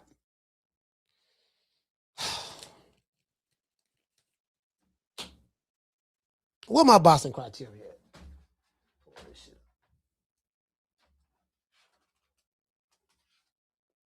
See, this shit's simple with me. It's real simple.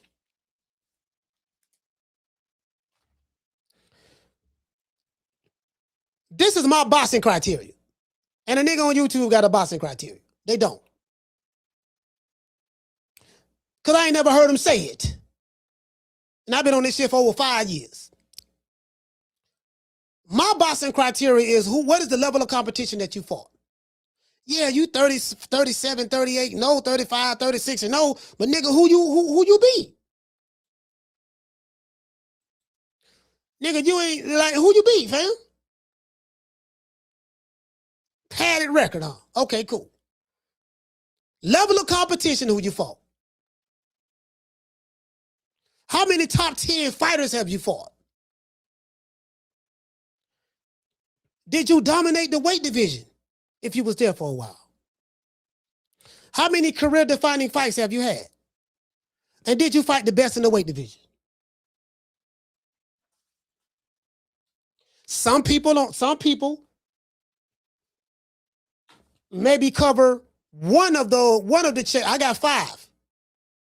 They may cover 1. Some may have done 2. Some ain't did none.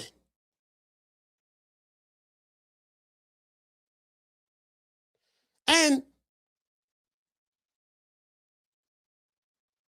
like the reason why Marvin Hagler is one of my favorite fighters of all time, like Hagler in my top 5. I haven't even discussed my top 5 with nobody because it's just subjective to me. That nigga in my top 5. Yeah, he only fought in one weight division, but he fought everybody in that weight division. And it took him 50 professional fights to get a shot at the title.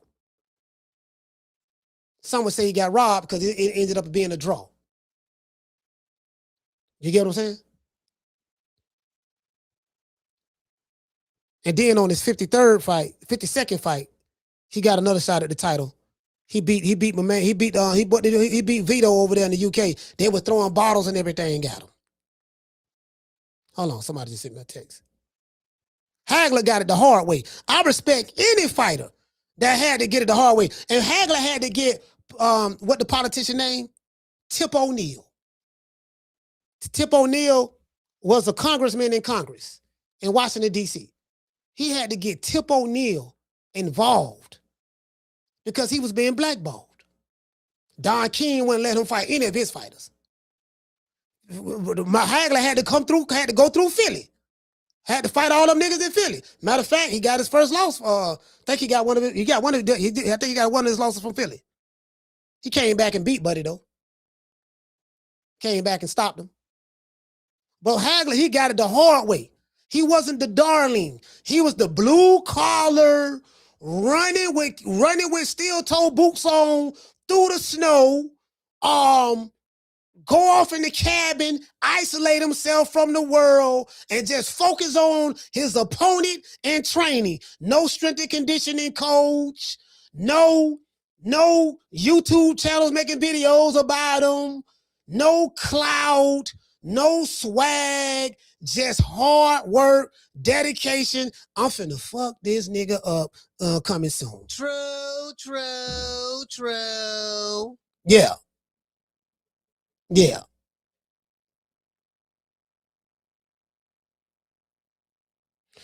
So that's why Hagler one of my is one of my goats. Hagler one of my goats. Period. And can't nobody tell me shit about Hagler.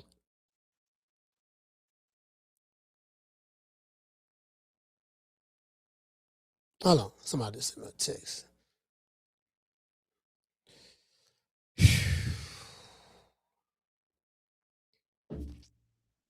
Ray Leonard.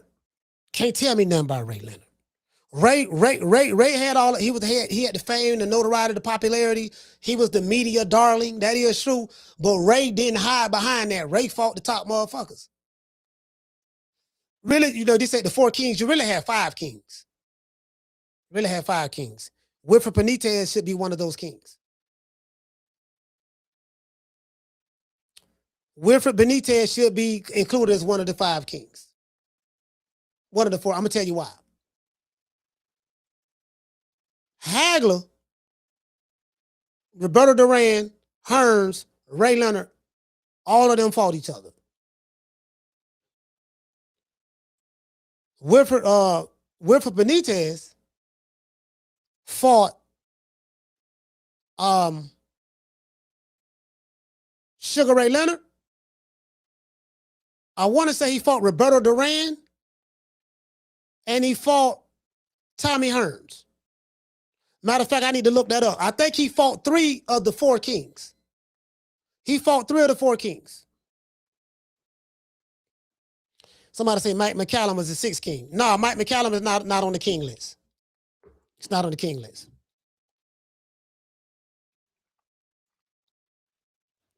I think Mike McCallum turned pro in like 1981 or whatever the case may be. Yeah, he wasn't. He wasn't like had the notoriety like that at that time. You see what I'm saying?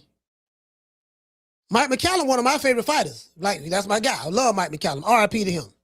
But I'm saying like, yeah, he fought 3 of the 4. Only one he didn't fight was Hagler because he didn't move up. He didn't move up the middleweight. Yeah, I think the only one he fought was Hagler. Only one he didn't fight was Hagler. See that era right there, hell, motherfucking what's my other main man name? Aaron the Hulk Pryor. What was the dude he fought? Was that I think was that Benitez? I think Benitez and Aaron Pryor. Let me look that up. I think Benitez and Aaron Pryor was real good friends. Let me see.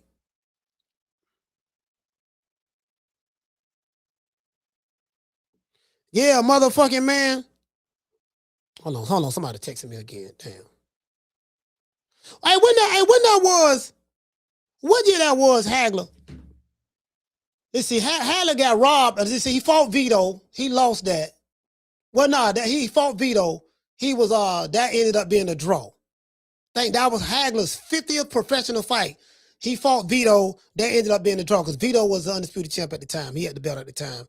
And then I think 1980, Hagler ended up fighting, what the dude name from the UK? Alan Minter. Was that Alan Minter? I want to say that was Alan Minter. He fought Alan Minter And I want to say 80. I want to say 1980 because Hagler was the undisputed champ for 7 years straight before Sugar Ray beat him in 87. Yeah, I think he fought. Guess what? He fought every last motherfucker who was a mandatory. He fought every last one of them. Whoever that number one guy was, who was next in line to get a shot at his title, he gave him a shot. He fought him. You didn't have the number one guy moving out of the sanctioning body, moving out of like some niggas in today's time. I ain't gonna say no names. They be number one to fight for a title in the sanctioning body, and they'll jump out of there and go somewhere else. I ain't gonna say no names. Hagler like, no, I'm gonna fight whoever the guy is. I'm gonna fight him. Now, if he had a contract to rematch somebody, then you got to honor the contract. Hagler fought John the Beast Mugabe. When you go back and do your research, John the Beast Mugabe was a motherfucker.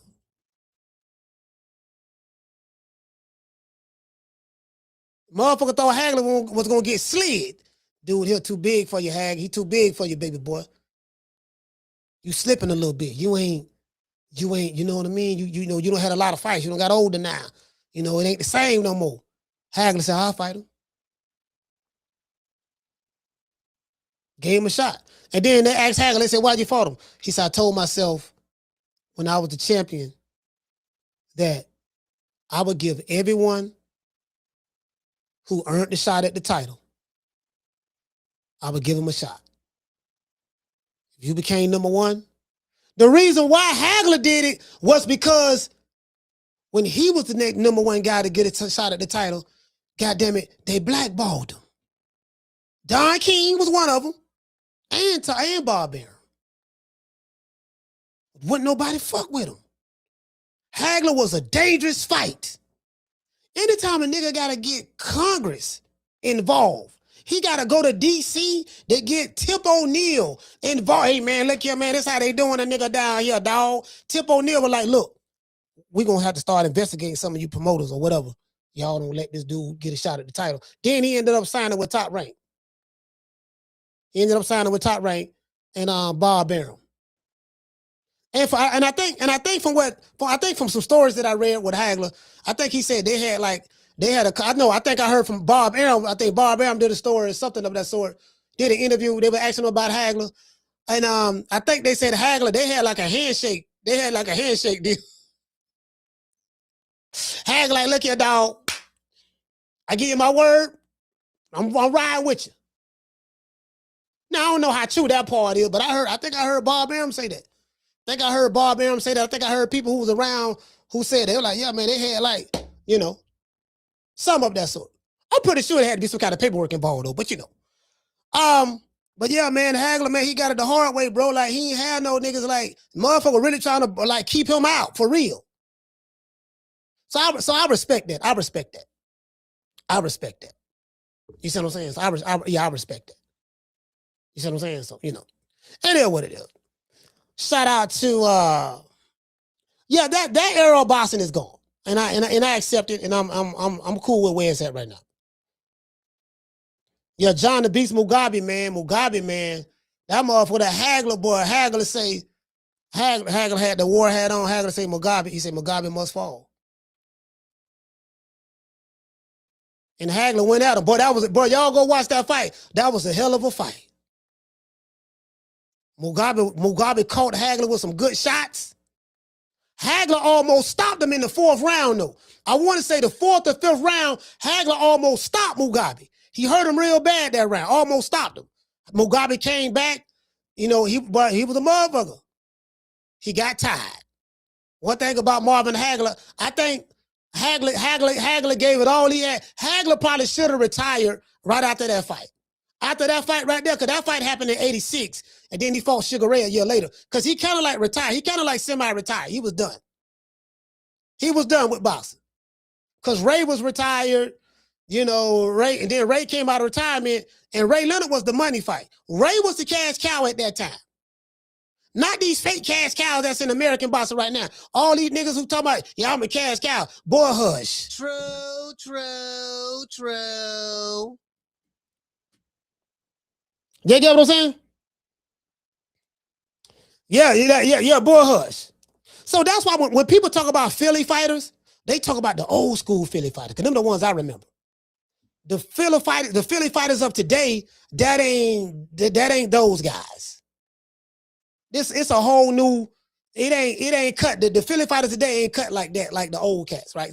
Them old cats, like them was some motherfuckers. These dudes to get today, not necessarily just Philly, but just a lot of these fighters in different places. It's more new age. It's more, it's more fugazi now. It's more, more diva-ish, more, you get what I'm saying?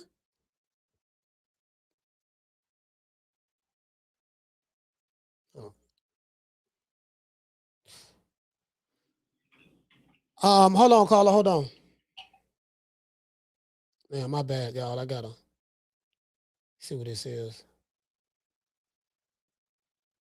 Okay, let's see what I got on. Trying to connect. All right, caller, what's your name? Where you calling from? Coach, what's going on? It's Ross, New York. Rod, talk to me. Coach, good thing that you're bringing up Marvin Hagler, because I just had a few questions for you. That you experienced that era of boxing, that to me, it was the actual golden days of boxing, versus the WWE Attitude Era that we consider this era of boxing, because this shit is wrestling, and you was the one that pretty much shed light into it when you mentioned how this shit is just fucking a gimmick show. But anyways, given that you've seen how the sport is moving and how boxers is moving, every fighter wants to come up with, well, it got to make sense, it's got to make business sense and all this. Do you blame certain fighters for moving the way they should, given that you ain't going to get the recognition that fighters like Hagler was getting? Because if Hagler was fighting today, he'll be considered a bum, a cherry picker. Man, or he just clout chasing Ray Leonard. Yeah, if Hagler was around today, man, they wouldn't. He'll be avoided. Motherfucker wouldn't want to fight him. They'll hide behind YouTube channels. They'll hide behind media outlets who gonna speak favorably for them and talk bad about Hagler. Like that. That's what, if he was around today, it's just him. Fighters like Salvador Sanchez. It like just some of those great fighters. They would be looked upon very differently today, because, like you said, that's a good analysis you made. You say this era is kind of like that Attitude era of WWE, and I didn't even look at it that way until you said it. And yeah, it's kind of like that. It's kind of like that. Like, and I just think that what the reason. Go ahead, brother. Sorry about that. The reason I'm asking the question is because, like, I've been heavily, watching boxing past few years, but the minute that and I gotta say, a lot of people are gonna be upset with me, but the minute that Canelo said I'm fighting Berlanga, because this shit, I was like, man, get the fuck out of here. Like, it's a fucking sideshow. But with me looking at everything, like, people want Benavidez to, you gotta fight Opatai, and you gotta do this. Listen, everybody's doing whatever the fuck they want to do. Let the kid do whatever he wants, because we can't pick and choose what fighter chooses to do. At the end of the day, has the kid been mismanaged? Yes. Has he done mistakes that has cost him, millions of dollars when it comes to his career? Yes. But at the end of the day, we're living in a different era. Like, the way that I've looked at it, and I've said it, Ryan Garcia and Devin Haney are the guys that can potentially become the face of boxing, but it's a representation of where we at, which is a shit era. Okay, like, that shit does not exist. Yeah, in order to become the face of something, you have to be the highest earner. You have to be internationally known. You got to be breaking live gates, all that stuff there. These guys are not that. Ryan Garcia or Devin Haney or neither one of those guys will ever do that. You would have to do what Canelo was doing in order to be the face of it. You would have to do what Floyd Mayweather did to be the face of it. You would have to do what Mike Tyson. You get what I'm saying? Like, them dudes ain't no draw like that, bro. Yeah. No, coach, you're absolutely right. But what I'm saying is that in the future, not now, because the way I've explained this before is the way you create another megastar is you line up two stars together. They're very polarizing, and whoever wins actually catapults into stardom, like how Ryan and Tank were supposed to be. But Tank, obviously, the guy's not as mature in order to carry that. And Ryan, he's a nut job.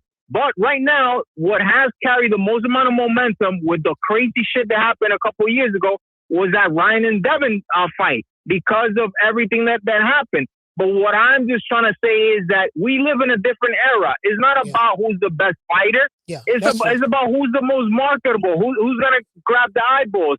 But, man, we just got to just say it is what it is and continue to watch the fucking freak show. Thanks for the call, folks. Hey, shout out to Rod, man. You know what? Like me personally, I remember I used to get upset, but I don't get upset no more. Because I found myself being the old bitter nigga who just keep talking about how it was back in the day and these dudes don't do that no more and all that stuff there. Now I've accepted the fact that this is the era that we're in. And now I talk about all of the other gang goofy shit now, because the gang goofy shit is what they want to hear. I get it. I understand now that everything I've been telling y'all is true. The fan base that's here, the hardcore boxing fans, you're outnumbered. You're outnumbered 10-1. The fan base that's here now, they are influencer boxing fans. It's about popularity. It's about how pretty and cute my fighter look. Hell, you got motherfuckers, content creators talking about how good Tank Davis braids look. Did you see Tank braids? Oh, he got the chrome hearts. Like, bro, I've never seen a boxing fan admire another wardrobe or hairstyle. Or how pretty his teeth look. Look when Devin Haney was being interviewed by Ariel Helwani. You never would have had Howard Cosell talking about oh, Muhammad Ali, look at those pretty white teeth you have in your mouth. The Muhammad, are those really your teeth? They look beautiful. Oh, well, you know what, Howard, I told you, Howard, don't worry about my teeth. The ladies like it. I know, Muhammad, but you have so much swag. Bro, this is what your boxing media talks about now. True. Nigga, I know what the fuck I'm talking about. They talking about niggas' braids, how good they dance, they skinny jeans. They on their knees. They rapping now. Nigga want to be Roy Jones. I ain't had no problem with Roy rapping, because Roy Jones, when he was rapping, Roy knew how to throw hands. Roy was whooping ass. He had no beat my main man, James Tony. Roy was my guy, though. He was from Florida, so I'm riding with Florida all day, 7 days a week, twice on Sunday. I had him over James Tony big time. But now these niggas motherfuckers, bro, these fighters today, they the best for coming in second place. Yeah, I went 12 rounds with Canelo.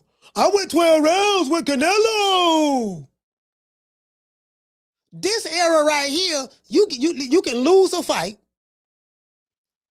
They throw a parade for you. You get keys to the city. The mayor go to talking about we gonna build a statue for you in your name. For what? Have you ever been a world champion? No, but I fought for a title before. Okay, have you ever beat any of the top guys? No, but I got 16 first round knockouts. Okay, have you ever unified the division? No, but I got a brand new hit song called Baby Mama that's going up the Puerto Rican pop charts. True. You can't make this shit up. You can't make this shit up. Then I'm a hater. Then guess what? Then I'm a hater for pointing out the obvious. I mean, hey, look, hey, baby boy, check this out, baby boy, check this out. Check this out, fam. Yeah, what that, coach? Hey, look here, man. Check it out, though. Look here, man. You talking about swag and all this other shit. Man, when you gonna fight somebody? What you talking about? I went to a round with Canelo. And another thing that Rod from LA was talking about, he say, look, a lot of these dudes, they go to talking about like these dudes don't know how to market themselves at all. They don't understand what branding is. Some people brand are tied to, like Floyd Mayweather. His brand was tied to being an undefeated fighter and being the money man. So his brand was all about money in my record. And Floyd cared more about, there's nothing that Floyd care about more than money in his record. God comes in second to Floyd's money in his record. That's probably why he lost his money. Because he worshiped his money. His narcissism and his arrogance, he worshiped material things. He always bragged about his jewelry. Guess what? The Jew came through and took all his jewelry and sold it for $13 million. He had $100 million worth of jewelry, and Jonah Retniks came through and sold it for $13 million, according to what Floyd said in the lawsuit. See, you worship that money so much. Al and them was rubbing their hand like the Birdman, Stephen Espinosa and Showtime, according to Floyd, not according to Coach Malachi, according to Floyd Mayweather's lawsuit. Yeah, baby boy. Got this dumb ass nigga. This nigga can't even read, dog. Nigga can't even read, dog. Nigga can't even read. We got him, dog. Dumb ass nigga gave us access to his bank account. You got Al Heyman, the black man on one end, working with the white execs with Showtime and Stephen Espinosa, fleecing you, running your pockets. And then you got the Jewish guy, Jonah Retnick, he running your pockets on the other end. 340 mil on one end, 175 million on the other end. And you lost $100 million in jewelry, and you lost all your properties, and you don't know where your jet at. Just as fast as you got it, look how fast it's gone. Just like that. True. Just like that. Yeah. Big John Doe say, shout out to the Guat. The Guat. Yeah, I got a couple of her male groupie fans mad at me too. Who cares? They don't come over here no more. Who cares? Y'all know me. We run niggas off quick over here. Yeah.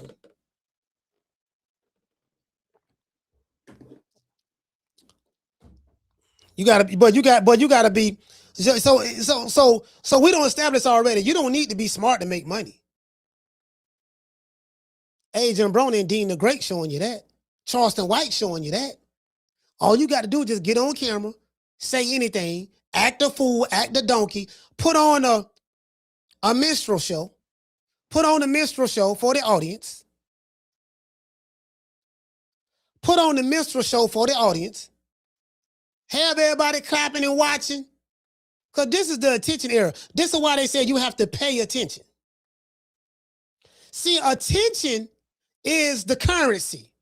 That's why they say pay attention. You have to pay attention. Yeah, I'm going to get on here at the donkey, dog. They paying me.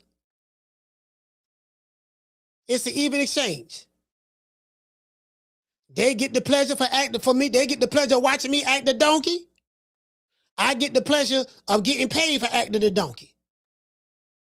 That's what's it. Ain't nobody talking about your fights. Ain't nothing to talk about. You ain't fighting no goddamn body. And if you do fight somebody, you ain't even know how to keep yourself, you ain't even know how to keep your name out there. You don't even know how to You don't even know how to build a fan base. In this era, you have no charisma.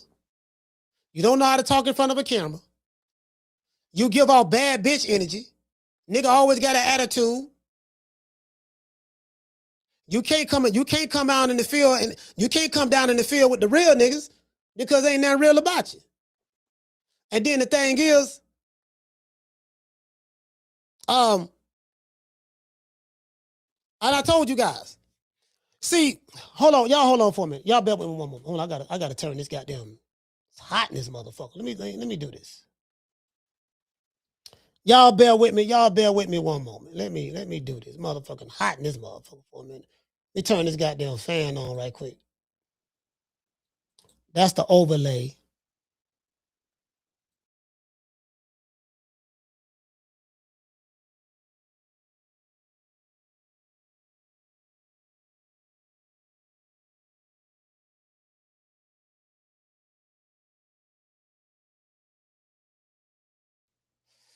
All right, I'm back. Had to turn that ceiling fan on. That don't got hot in this motherfucker.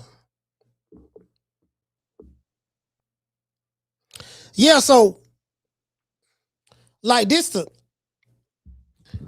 see, like I say, man, like with me, I call this shit for what it is, right? Again, I care nothing about the access. I'm more popular than most of these niggas any goddamn ways. So I care nothing about the access. It ain't a man that, you know, I fuck with who I fuck with, and I fuck with those who fuck with me. You get what I'm saying? But yeah, these dudes, these niggas ain't worth like access to you for what? You know about it, homie. Caller, what's your name? You call it from? What's up, Coach? It's Derek from Florida. Derek, talk to me. Now, I forgot to ask you, who you got in this fight? You got Foster or you got Ray? Who you got coming to the fight? I got Foster. I want to ask you that. I got Foster. You got Foster? Yep. Oh, okay. Yeah, I got Foster. I feel like Coach, I think he got a better jab. The only one Ray's a good fighter. I think Ray got skills. He got some pop too. He can hurt Foster too. He got some pop in him. I just think Foster got a better jab and he got longer arms. I think it's gonna show in the ring. That's my opinion. I think it's gonna show it. I just think he's a little better boxer than Ray. You hear me, Coach? Yep. Yeah. He got a good jab. He got a real good jab. He do. Yeah. Foster got a good jab. I think that's gonna play a part in that fight. That's gonna I think it's gonna mess up Ford. But that's in my opinion though. But he did, and then on top of that, he said he did beat Ford. You would like him to get the core? I know he been called the core out, so I know Foster wants that smoke. I don't think that fight gonna happen. I don't think that fight gonna happen with Shakur. You think so? No. All right, Coach, man. Appreciate it, bro. Salute, fam.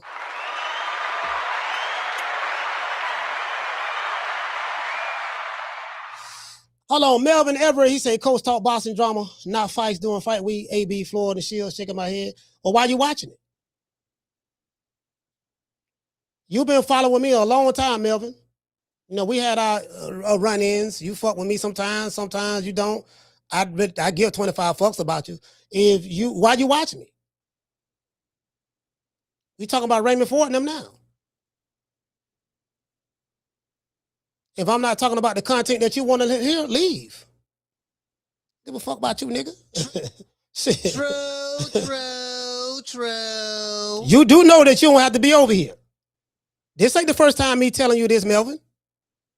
I've cussed your ass out plenty times. Give a fuck about you or your mammy or the bitch who gave birth to you. Told you that before. You don't like it, leave. Go back to where you come from. You ain't new to this. We talking about it now. You can call the show and talk. We talking about Osaki Foster and them now. You call the show right now if you want to talk. Fuck, nigga. Caller, what's your name? You calling from? Caller, what's your name? Where you calling from? All right. Call back.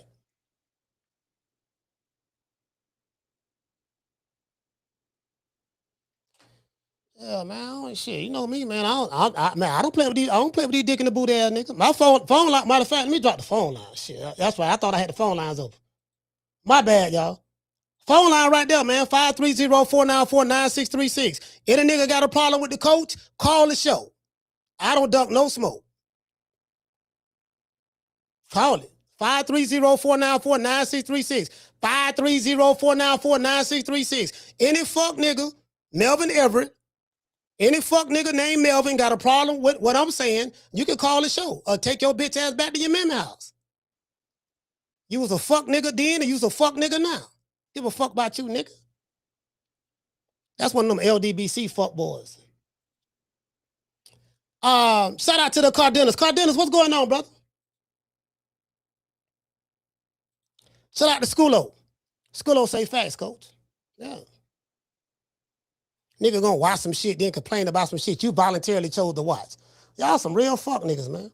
Anyways, shout out to Harvey. Harvey, what's up, brother? Hey, okay. Dropping that quarter of a dub cash app. He said, I appreciate the little boxing that you do talk. Yeah. You know what I mean? Like, it is what it is. Like, again, like, we've been talking this shit for years, fam. Like, you know, we got the boxing commandments, we got the criteria. We've been talking about this shit. I don't body every last one of the radical fan bases. I don't destroy the Tinkerbell fan base. I don't destroy the Wildettes. I don't destroy the Aerosexuals. I don't destroy the Cinnabons, the Furyites. Like, you could just name them. I don't destroy a lot of them. And I be everywhere. Different cities, videos of me in different cities, pictures, everywhere. I don't see none of these whole ass niggas there. None of them. They tough as hell in the comment section, though. They tough in the motherfucker in the comment section. Hey, anyways, what you say, fam? Shout out to the Cardenas. He say, Cole, don't let them clowns dictate your domain and show. Fuck them. You're right about that. Hey, Cardenas, I appreciate that. You're right about that, fam. Let me get back on top. Shout out to Damien. He said, I ain't know those guys still exist. No, you know, I mean, you know what? Cardenas right. Let me just, you know, I don't get that fuck nigga too much energy. Yeah, I don't get that fuck nigga too much energy. Anyways, yeah, so this particular fight right here, though, because they ain't gonna call the show. They never do. They scared in the motherfucker.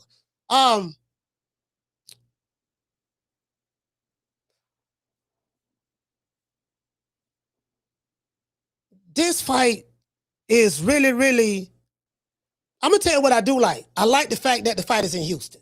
Houston is the boxing town. Houston is the boxing city. Actually, the state of Texas love boxing. Anywhere there's a fight in Texas, they gonna show up. I remember we was at the Red Owl. Shout out to Daniel Agnew. Daniel was there. Carmen Serene was there. My main man, Rick Tim, south side of Houston, he was there. And it was packed. It was packed. I'm not gonna lie to you, bro. Like the Red Owl, I just kind of like enjoyed the atmosphere. Like a lot of these fights, you go to, it be a lot of like women there, like husband and wife couples, boyfriend and girlfriend couples. A lot of couples be there. Did you get what I'm saying? So I know for a fact, like a lot of the women, they do like boxing. Like they might, even if they don't know the boxer, they just want to go out. You know what I mean? Yeah, we finna go out. They finna dress nice and we'll go whatever and go out. You know what I mean? So that's what I like about going to pro box events. Pro box events, the same thing. I like pro box events. They're not that big. It's more smaller. So it's kind of more like of an intimate setting. Did you get what I'm saying? It's kind of more like an intimate setting, so to speak. So, you know, I mean, it is what it is. I kind of like that. It's kind of more like an intimate setting and stuff like that. You know, but for the most part, I mean, you know, it is what it is. Like, we don't have a million fight parties over here, nigga. I don't bought pay-per-views. These same fuck niggas that be online talking, they don't even buy the fights. They don't buy the fights at all. And they just dick suck for their favorite fighter. That's it. They eat the meat down to the base. They eat their favorite fighter meat down to the base. That's what they do. And if you ain't meat gobbling like they meat gobbling, they got a problem with it. You know, it's just, you know, I haven't from New York. I haven't confirmed, like, conformed to that shit. Now, these some real fuck niggas, but phone lines open, man. I'm here. I'm with the shits today. Caller, what's your name? You calling from? Jamie from New York. Jamie, talk to me. Yes, sir. Yes, sir. First thing I want to say, Shout out to that kid I was talking boxing with this morning, Glenn Cove, New York. You know who you are. Peace. Hey, Coach. It seems, this fight Saturday, it sounds to me like it's real. It's real smoke. Like the beef is real. So I like the fight already. But see, that's what I'm saying. The reason why the beef real is because of the backstory. The beef started actually because, from what I remember, and this is a lot of stuff that Shakur Foster said in interviews, because I've been watching some of the interviews he did this week. Once he beat Cool Boy Steph, he declared that he was moving up to 135. And from what I remember, he became the mandatory. But Shakur had done moved up to fight Teofimo. That was supposed to have been the one-off, and he's supposed to come back down. How I know, because James Prince said that Shakur is a 135-pounder when he was talking to Bill Haney, when Bill Haney was on the $1 Million with the Game podcast, and they called Jay Prince. He said, man, when Shakur ain't moving up to 147, because he's a 35-pounder. He really fight at 135. That's what he was saying, even though he just beat T.O. at 140. So it's kind of like, you get what I'm saying? But go ahead. Sorry about that. Yeah, but he's full of shit, bro. Listen, if you're going to fight at 135, you know what I'm saying? First thing you got to do is drop that belt at 140. You're holding up the division. If you don't want to fight the guy, get the fuck out the way. Let somebody else fight for that title. I think he got stripped. I like this. I think he got stripped, James. Oh, I'm good, not sure. Good. But, bro, again, he got that belt at 140 or had, whatever. Bro, anyways. So, I like this fight already. I like their energy. Both fighters, they sound hungry. They look ready to go. So there's no excuses. So, but I'm going with O'Shaquie. He showed me in the past that, he's got grit. And grit wins fights. So for me, they're probably both B-level fighters. At this point, I don't know much about the other guys, but all I know that he's Shakur's little brother, bro. You know what I'm saying? Mm-hmm. And I want O'Shaquie to ruin the party. Because hey, Coach, I guarantee you, if Ford wins Saturday night, Shakur Stevenson will be the first one doing the booty dance. I guarantee it, bro. And I don't want to see that shit because, bro, what he's doing is whack, bro. It's a bad look. Shakur hoping his little brother do, dirty work, scared to take an L, bro. That's a bad look, man. These motherfuckers today, I already know, they don't take chances. And Shakur, man, he's everywhere he goes, man, he's sounding like he's scared to fight welterweights, bro. He fights. He says he'll. Hey, James, I'm looking at it right now. The WBC belt is vacant. So what happened? Remember, I told you that Mauricio Suleiman, that's his belt. The Mauricio Suleiman belt got stripped. He got stripped from Mauricio Suleiman. So that's what's going on. So that belt is vacant right now. Yeah, but he's got that one belt at 140. Drop it if you're heading back to 135. Go back to Mauricio and beg him to give you your belt back. Because, bro, again, what the fuck are you doing, man? If you're not going to fight, get the fuck out the way. Let somebody else fight. You know what I'm saying? Listen, but he just fought Teofimo at 140. He's not holding up the lightweight division because he don't have a belt. So I'm at 140. Yeah, he's at 140, yeah. I'm in 140, Coach. Yeah, if you're not going to fight at 140, you're going back to 135, then drop it, bro. That's what I'm saying. Give somebody else the opportunity.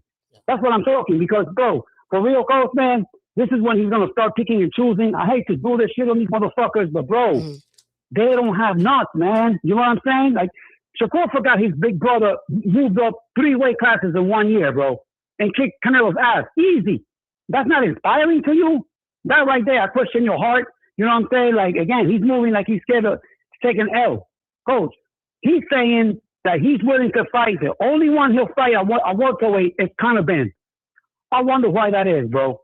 Isn't he the easiest out or not? No, you know what? I mean? No, I think the reason why he'll move up to fight Conor Ben because Conor Ben, from a skill standpoint, he feel that, I match up running real well. He doesn't have the skill to beat me. So regardless of what his weight is, I beat him at their weight. But if it's another skill fighter like a Devin Haney or Keyshawn Davis, that he won't fight them at those weights because it's not necessarily just the weight. He don't like the matchup. It's a skill set as well. So they're picking and choosing who they want to fight. They're better fighters. And I get that, and I understand that. I get it. I understand that. I understand. But yeah, you talk about those guys. He wants to talk about stipulations, catch weight. We're going to fight here. We're going to fight there. Bro, you either fight them or not, motherfucker. You know what I'm saying? So you don't want to fight welterweight. Shut the fuck up. Go back to 135. That's who you are. But again, bro, I just want to see the fight, man. This Foster and the other kid fight, bro, it sounds good on paper. I hope it's a good one. So let's enjoy it. Salud from New York. Peace, right. Coach. Yeah, so again, how this fight happened. As a matter of fact, hold on, let me see if I find that, because I'm looking at it right now. Lightweight division, the WBC belt is vacant. Javier Herrera, he holds the WBC intern title. WBA belt is vacant. The WBO belt, we know Abdullah Mason have that, and Raymond Ford has the IBF. So in the lightweight division, you have 2 belts that's vacant. I thought they said Tank had the 135-pound WBA title. That's what I thought they said. Caller, what's your name? Where you calling from? Terrell from Syracuse. Terrell from Syracuse, talk to me. What's going on, Coach? No, I just wanted to ask, what do you think these boxers in this era, right? Because you're saying how things change, we're in a different era. What do you think they should be doing to like promote themselves more? Like, cause, you know, some of them, they do the blogs, they do the little shit like that, but you think they should go like in streaming? Like, what do you think could be that? I don't know, the different strategies to just promote themselves more. Because I know you were talking about that they don't know how to. So I was just wondering, like, what can they do without being too much? Being too much of a spectacle or clout chasing, or just simply doing stuff that's too outside of boxing. You know what I mean? Or what do you think they could? Yeah. What I would suggest is them to get PR training. One, get PR training. Oh yeah, that's one. Okay. That's one. But even if that fighter don't do that, I would say get PR training and try to connect more with their fan base. Did you get what I'm saying? Find out what's working, what's not working. You have to know how to connect with your audience.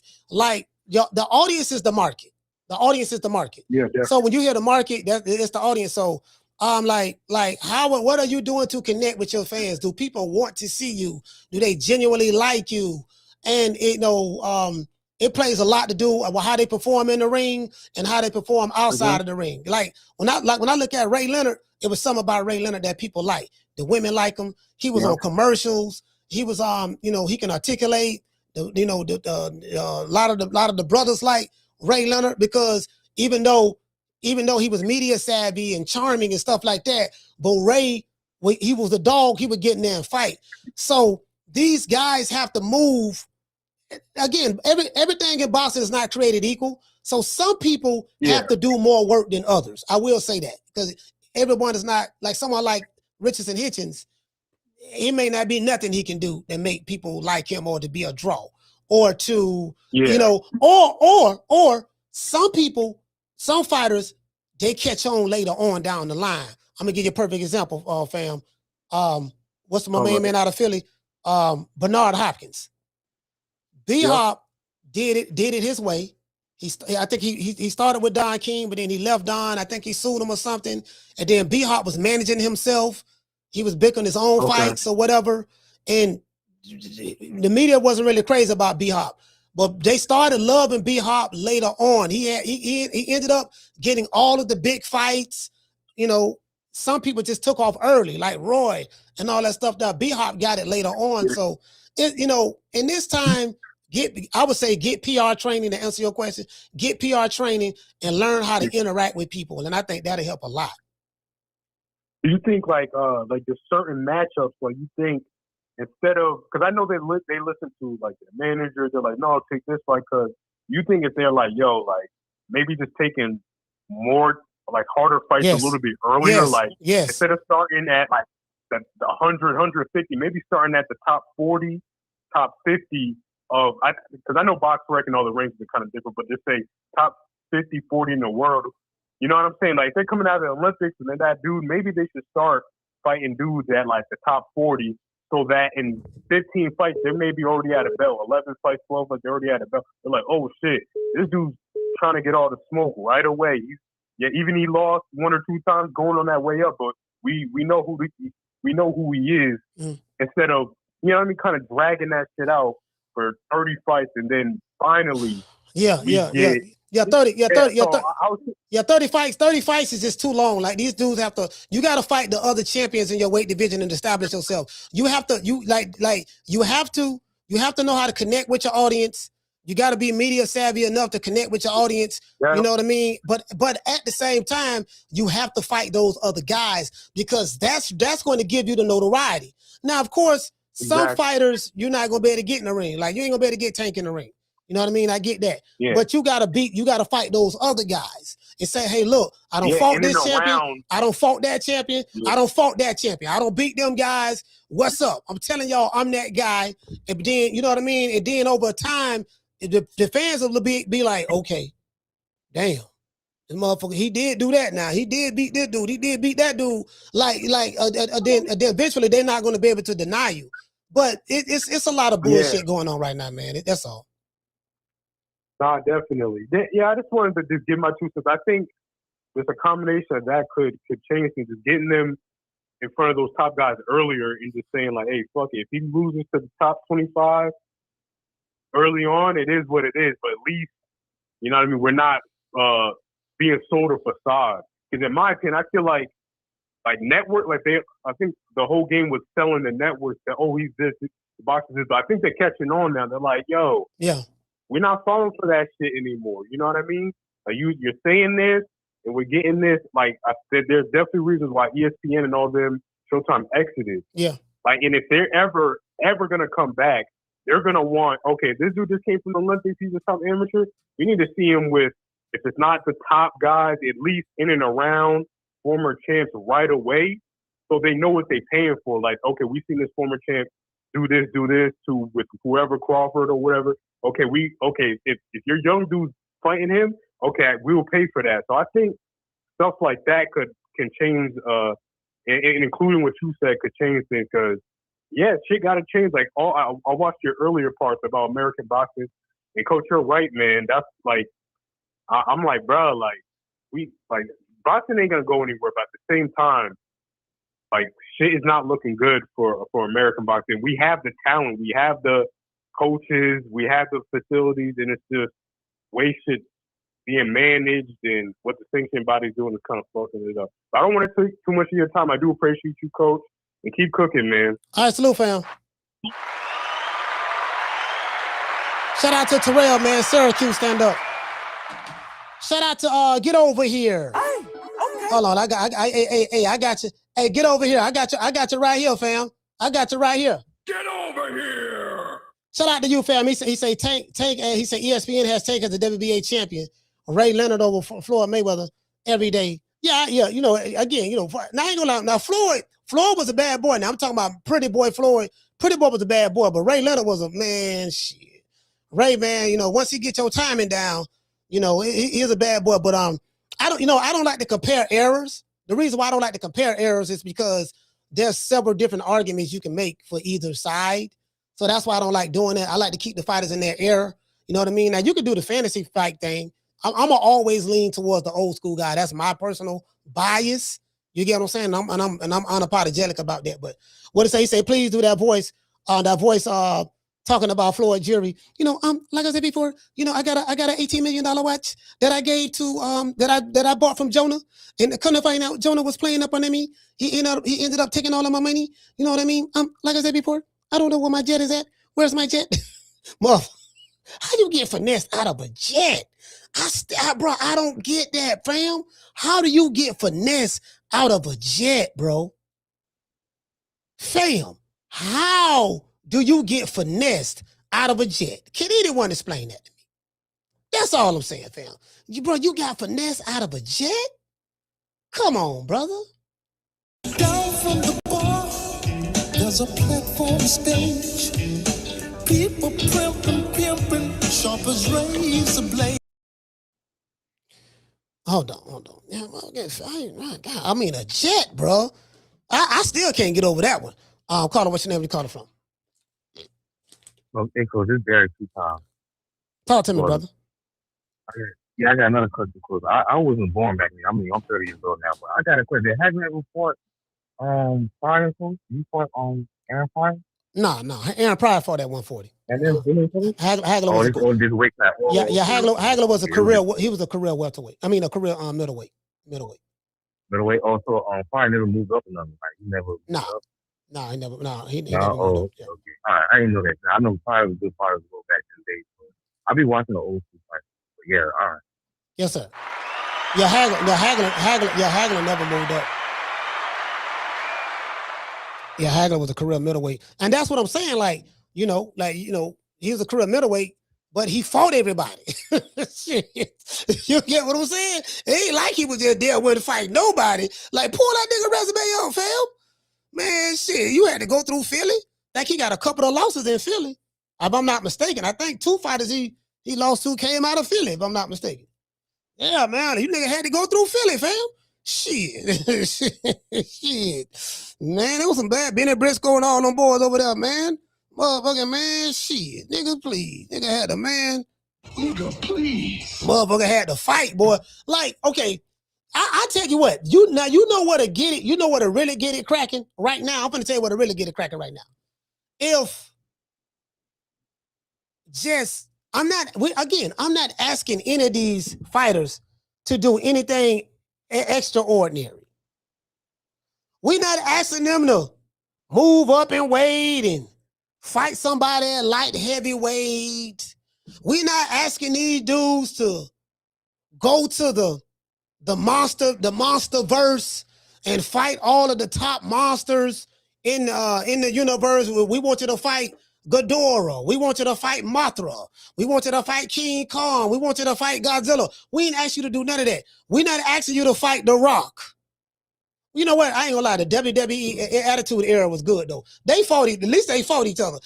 Again, I just thought about what Rod said. Right? He said this era is more like WWE, the Attitude Era. I'm like, you know what? I just thought about that. I'm like, I don't know about that. I think this era is more like today's WWE.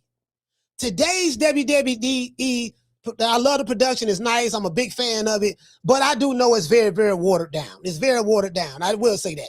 Today's boxing is American boxing is more like that. It's more like today's WWE. At least then, The Rock and Stone Cold fought each other. Triple H, nigga, The Undertaker, Mankind, the Hollywood Hogan, we had, you know what I mean? Like we had, shit, and then before that, Macho Man and all that. At least they fought each other. Wasn't nobody talking about that's my brother.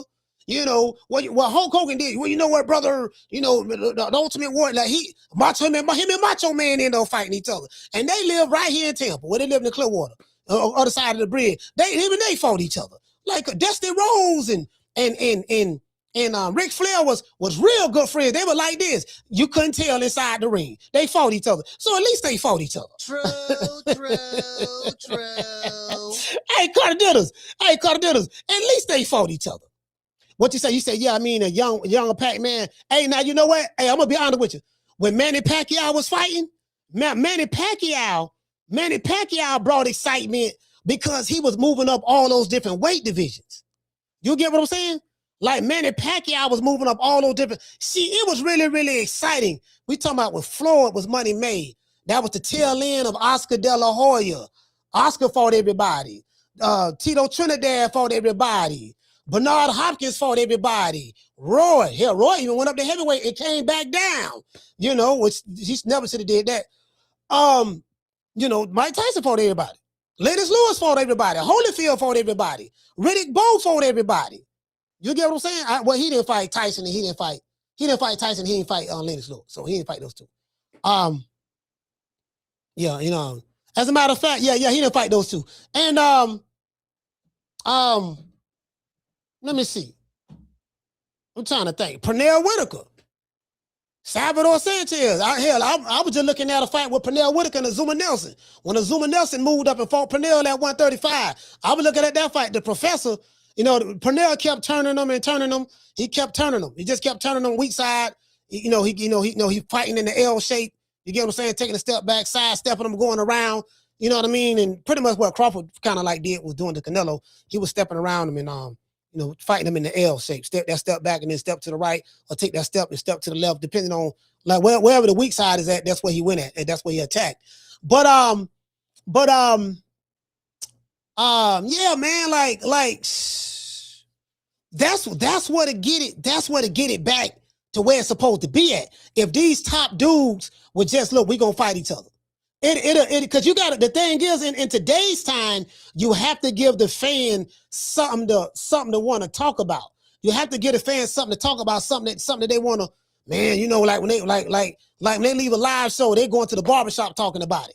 Or they're on the phone with their partner, or they somewhere talking about it. Like you got to give them something to talk about. When you have these guys who supposed to be superstars, but they're not fighting the other young top guys on a consistent basis. When they're not doing that, then that's when it's the. Hold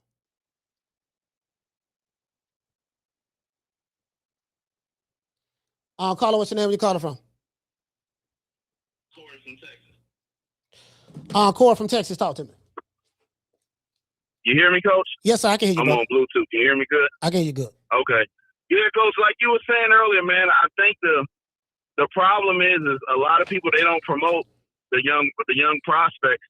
You know, I know you very well at this shit. You've been doing it for years. You know about marketing. You know what people look at. It's a reason why you are where you are. But I think, like, for example, last week, Amari Jones, that may be our next big middleweight that has a chance to get to, you know, beat Janibek or a middleweight title. Mm-hmm. Nobody really talks about it. And he sold out that arena in San Jose or whatever. So, you know, Bill and Devin might have some competition as far as that. But, you know, then I look at the Ray J fight. It wasn't that many people there. But like you said, the streaming, the money's there. And another example, the kid from your backyard, Coach, that's going to be on the undercard of the fight this week, Ray Ford and Oshak with Omar. There's an Olympic medalist. Yeah. Signed the Matchroom, but nobody's talking about it. Like you said, they talking about the fuck shit. So it's just, I know you're a hardcore at heart, but you know, like you said, you got to make money. And like you said, you get old, you're trying to leave this shit to your family. So you can't really worry about what people be getting mad about. So I think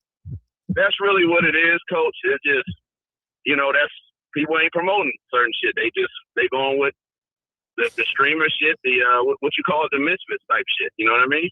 Yeah, no. To be honest, brother, like how I pay my bills, boxing don't pay my bills.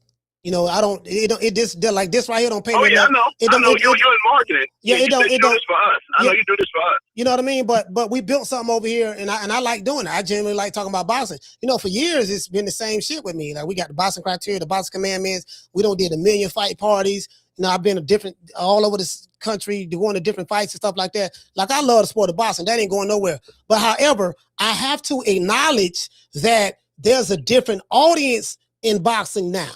Because a lot of the people who are hardcore boxing fans, they don't watch boxing no more. They don't watch it. Right. Bro, I'm telling you, the dudes that I know, they don't watch it. You know, there's a new audience here. Right. The audience here now, Corey, is brother, is the people from the streaming world.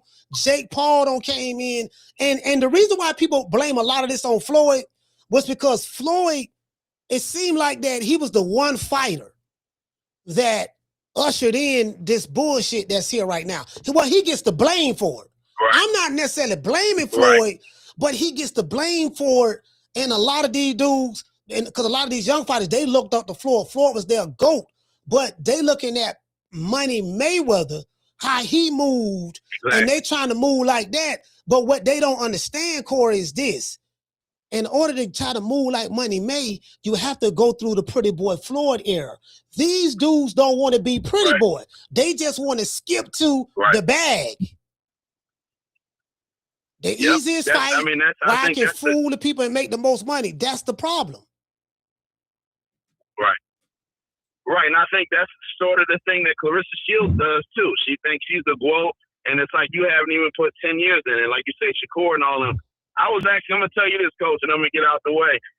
You know, I was talking to a 24-year-old Mexican kid, right? And he was right down here in Texas, but his dad and his grandpa told him about boxing.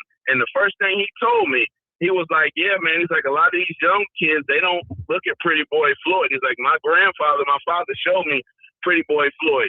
He had to go through something. Then once he beat Oscar De La Hoya, he got there.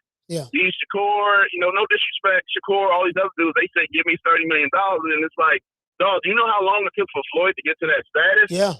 So, yeah, it's goofy, Coach, but, you know, keep it rolling, baby. Keep going to show bus every day. You know what I mean? And well, hopefully, if you do go live on Saturday, we'll have another fun ass fight party, brother. Hey man, shout out to Corey, man. Texas, stand bro. up. Yes, sir, brother. I appreciate you, fam. Yeah. Shout out to Corey, man. Yeah. Corey made a valid point. The thing is, these dudes don't want to pay their dues. They don't want to put the work in. They see Turkey Al-Sheikh kind of messed the game. It's two people that messed the game up. Al Heyman kind of messed it up a little bit because Al came in and he started paying these fighters more money than what they should have got. What do I mean by that? There's a set market rate for a certain fighter who have a certain fight. So if you're fighting a 10-round fight, you're supposed to make 10-round money, right? Al was paying dudes what you would pay for a 12-round fight, a 12-round title fight. He was paying dudes who fight 10 rounds with no belt on the line more money than what they should have got. So he kind of spoiled them a little bit and then kind of messed the market up because a lot of these fighters, they started thinking that they supposed to got that. Well, only the top guys at the PBC got that. And then Turkey Al-Sheikh comes in the game and he's paying dudes 3-4 times more than what they ever made. Oh, how much, like a Canelo, how much you made? You made $30 million a fight? Okay, I'm going to pay you $100 to fight Crawford. I'm going to pay you $60. How I know he made $60? Because it was on Forbes. Highest paid fighters, earners of 2025 was Canelo, Jake Paul, Crawford. I think Canelo, Crawford, Jake Paul, a new way to monster. I know Canelo was number one. And everybody else you can fight over there. They was in there. And then the year before that, it was Tyson Fury, Anthony Joshua, Canelo, Jake Paul, a new way to monster. Pretty much the Canelo and a new way, those guys and Jake Paul they are there every year. And they selling out arenas. Saying that Jake Paul, you see what Jake Paul doing? Leonard Ellaby said this, it's about putting butts in seats. He ain't say it's about fighting the best. It's about fighting the top guys. He said it's about putting butts in seats. Right now, this is the ticket seller. Can you sell tickets? Can you sell tickets without taking the least amount of risk? See, what get the fans excited is they have to believe this is a difficult fight for you. You got to take that risk. Sugar Ray Leonard took risk. Marvin Hagler took risk. Roberto Duran took risk. Roy Jones took risk. Pernell Whitaker took risk. Oscar De La Hoya took risk. Tito Trinidad took risk. Your favorite fighter today, they don't take risk. They want the accolades, they want the money, but they want to do it the easiest way possible. They don't want no difficulty. I'm the best, I'm more talented. They got a couple of mainstream media fighters, retired fighters, and mainstream media people who cap for them. Oh, he got the goods. He'll do this, he'll do that. The nigga ain't proved it. I'm not just going to take your word for it and say he got the goods. I come from an era where you had to prove that shit. Yeah, he look good fighting Papa Smurf, but let's see this nigga fight Mothra. Mothra right here. What's up with Mothra?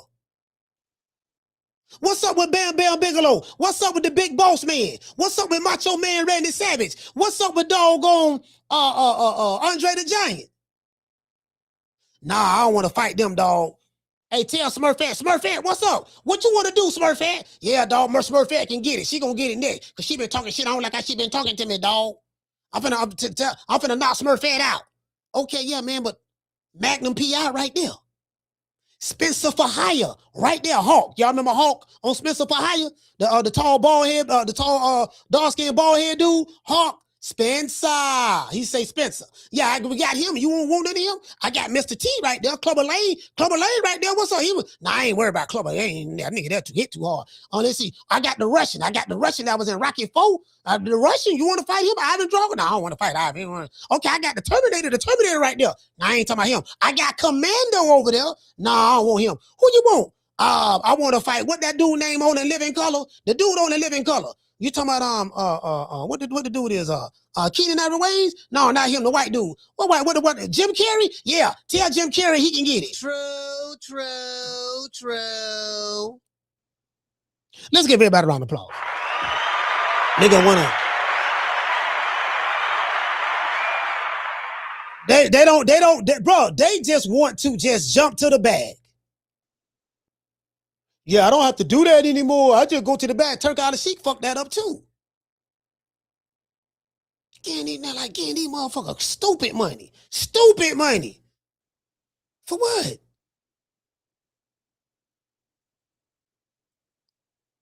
Yeah, man, if you wasn't here, none of these fights would have happened. That's the problem. See, that's the problem. It take a mofo who paying fighters 4 and 5 times what they worth to get in the ring and fight each other. Back in the day, pay a nigga what he's supposed to get paid, and you got to get in there and fight. Now they got too many options. You let the inmates run the yard. Shit, you think if a nigga had a choice to fight, you know what I mean? Yeah, nigga don't care now. So when they say belts don't matter no more, hey, shout out to Tegra. Tegra, what you say, sis? She say Smurfette and Papa Smurf, Magnum P.I.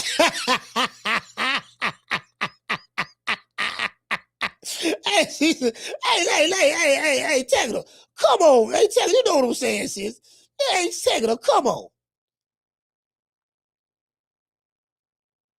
Tegra, come on, man. Like, that's what I'm saying. So, that's what I'm saying. So, it's different. It's different now. It's like, you know what? Hold on.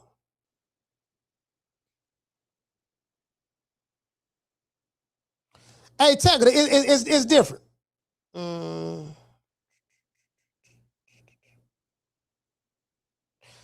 get what I'm saying? So, you know, it is what it is. I'm like, man, I just, you know, I kind of like, you know, I'm looking at how these dudes moving now. I'm saying,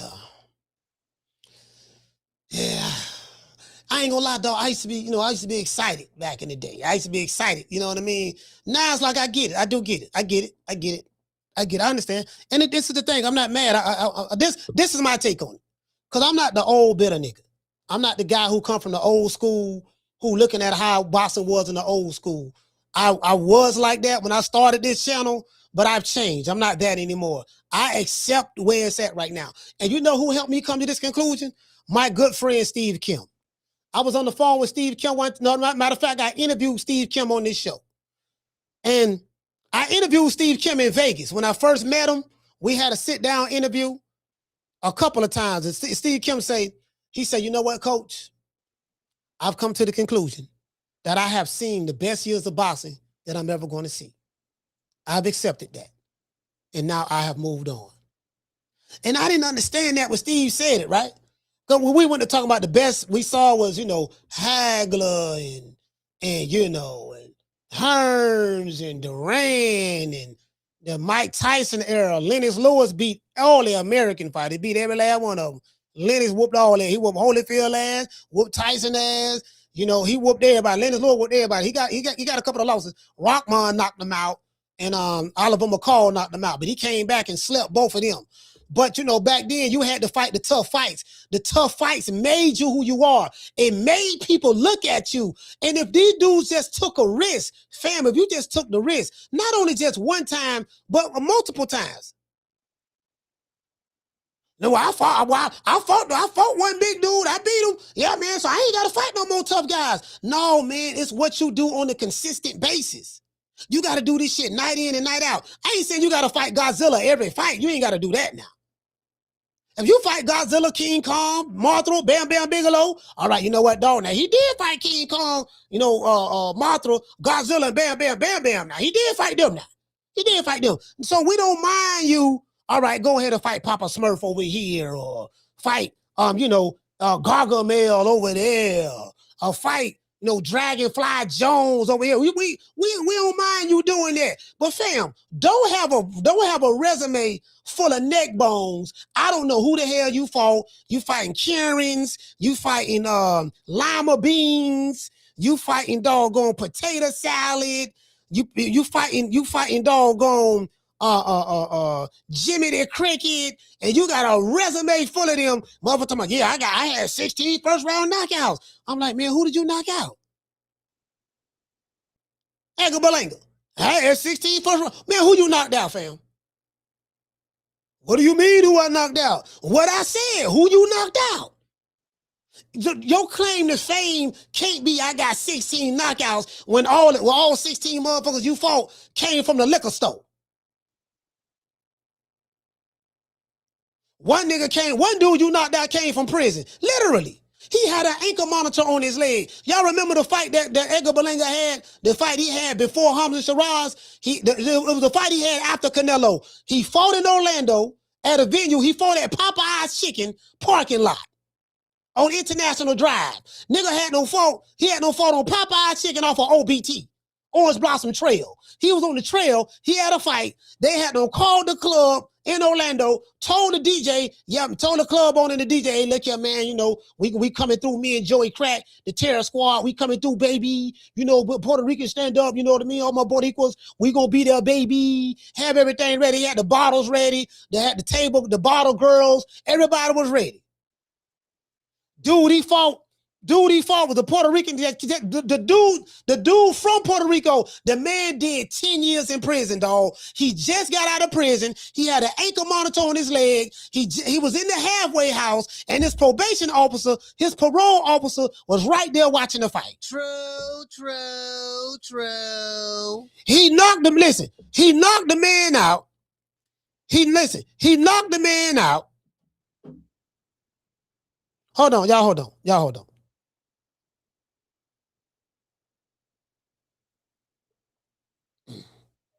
Hello?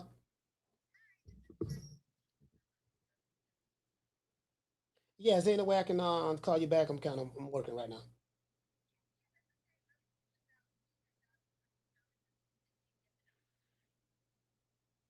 Did you send it to me?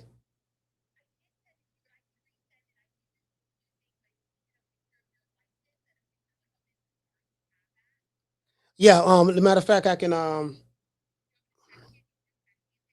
yeah, I can do that. All right, thank you. Sorry about that, y'all. That's the bank. That's the bank. You know what I mean? We know I'm gonna be accepting you know, for my advertising. I have an advertising agency. So called Tampa Automation Services. So I'm gonna be accepting payments online, and so I'm gonna do a lot of the online payment processing through my bank. Do you get what I'm saying? So that's all that was.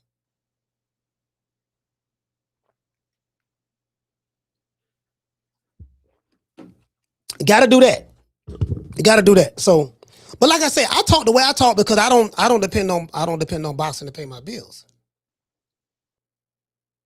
Do you get what I'm saying? The bills in this house about 10 grand a month. I wish I made that kind of money here on boxing, but I don't. No, I made some. I made some good money. I made some good money, boy. 2024, 2025. Shit, boy. Yeah, I'm talking about like 6 figures. Like for real. You know what I mean? No cap. I got receipts. True. Yeah, man. Like shit. How you get it is how you get it. You know what I mean? But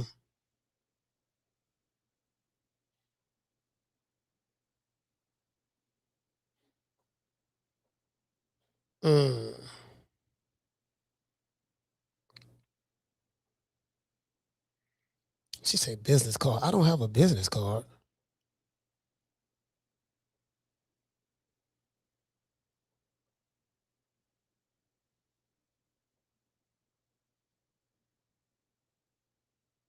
Hold on, y'all. Let's see.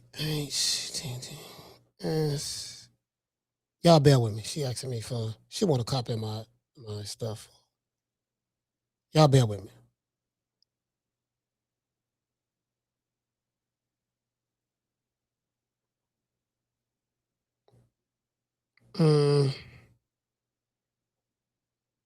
Yeah, so I sent her that, and then with my wallet, I gotta give her a picture of my ID, my driver's license. All right, man. Let me give everybody a shout out, man, because I gotta take care of this. Shout out to my main man, the Cardenas. Hey, okay. Shout out to Yarmis. Hey, okay.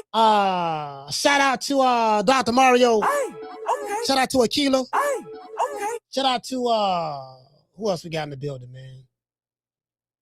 Shout out to Anthony. Hey, okay. Hey, shout out to shout out to Curtis Robinson, man. Curtis Robinson, man, Baltimore stand-up. Salute, brother. Hey, okay. Shout out to Chris Legg in the building. Hey, okay. We have a kilo. Shout out to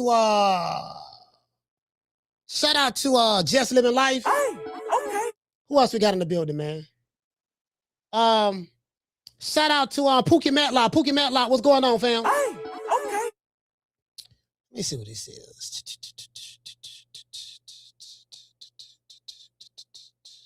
See what this is right here. Oh, I see somebody just blocked the bot. Okay, good. Somebody just blocked the bot. Yeah, you did good. That was a bot account. Oh, that's good.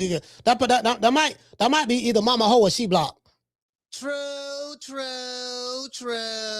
Maybe making them bot accounts over here. Shout out to hey, good block, Chris. Good block. Shout out to Schoolo. True. Hey, okay. Shout out to who else we got? We got Dr. Mario. We got Schoolo. We got Jamie. Shout out to Yarman. Shout out to my main man, G5 from the Bronx. Hey, okay. Shout out to we got Chris. Shout out to Tegra. What's going on, sis? Hey, okay. The lovely Aquila. Hey, okay. Who else we have? Shout out to Donnie, man. Shout out to Donnie Hall, man, on Facebook, man. Over there on Facebook, watch me. Shout out to Mr. Donnie Hall, man. Salute, brother. Hey, okay. Who else we have in the building, man? We got Dr. Mario. Shout out to Miss Didi, the lovely Miss Didi. Hey, okay. I said my main man, Chris Legg. Hey, shout out to Mr. Tomato Can, man. Mr. Tomato Can out there get that money. Man, Tomato Can, man, you getting all the money, man. I ain't trying to put your business out there, but you're getting all the money, man. Let somebody else make some money. Hey, okay.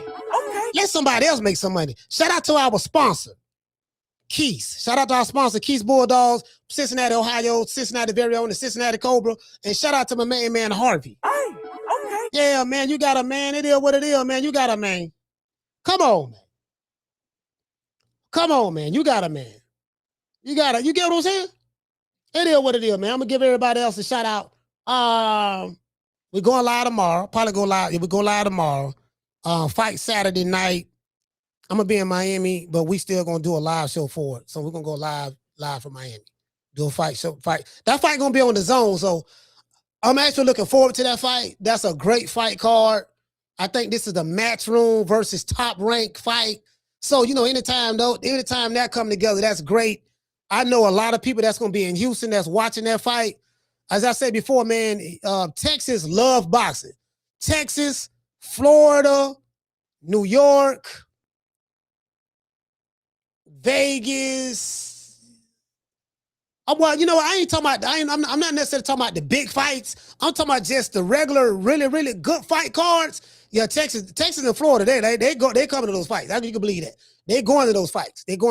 So, shout out to them boys, man. I'm gonna give everybody else a shout out right after these messages.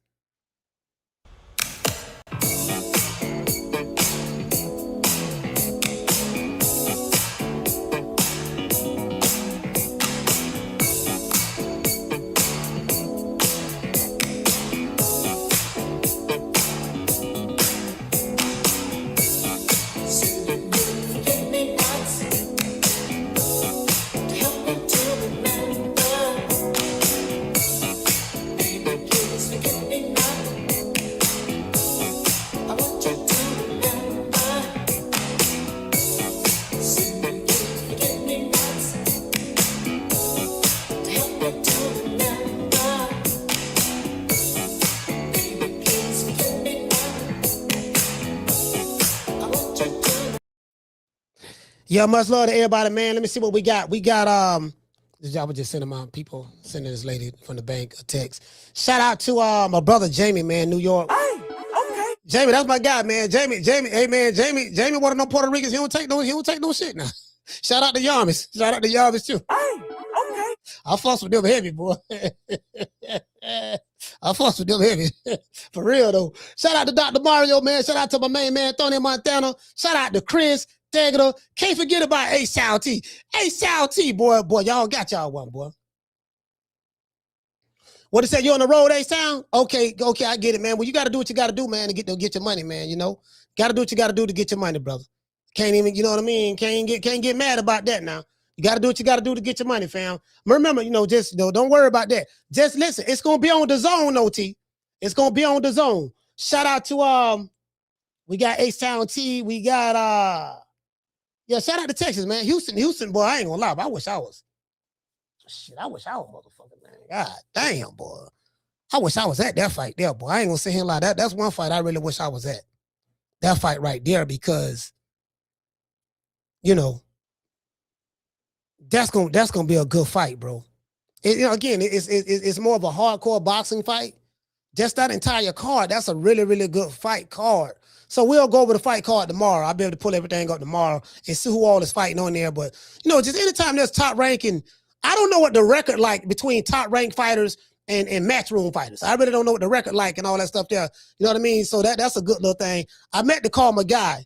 Over there at Top Rank, man. But you know, it is what it is. Shout out to Daniel. Daniel, salute, brother. Hey, okay. Shout out to Daniel, man. Shout out to Ryan. Ryan said Coach looks high on good weed. Nah. I mean, I was earlier, but no, I'm good. Now, I'm not even high anymore. Actually, my high is gone. You want to know why? Because I haven't hit the bong. I had smoked a cone, and you know, it's good. I feel cool, but the bong have me.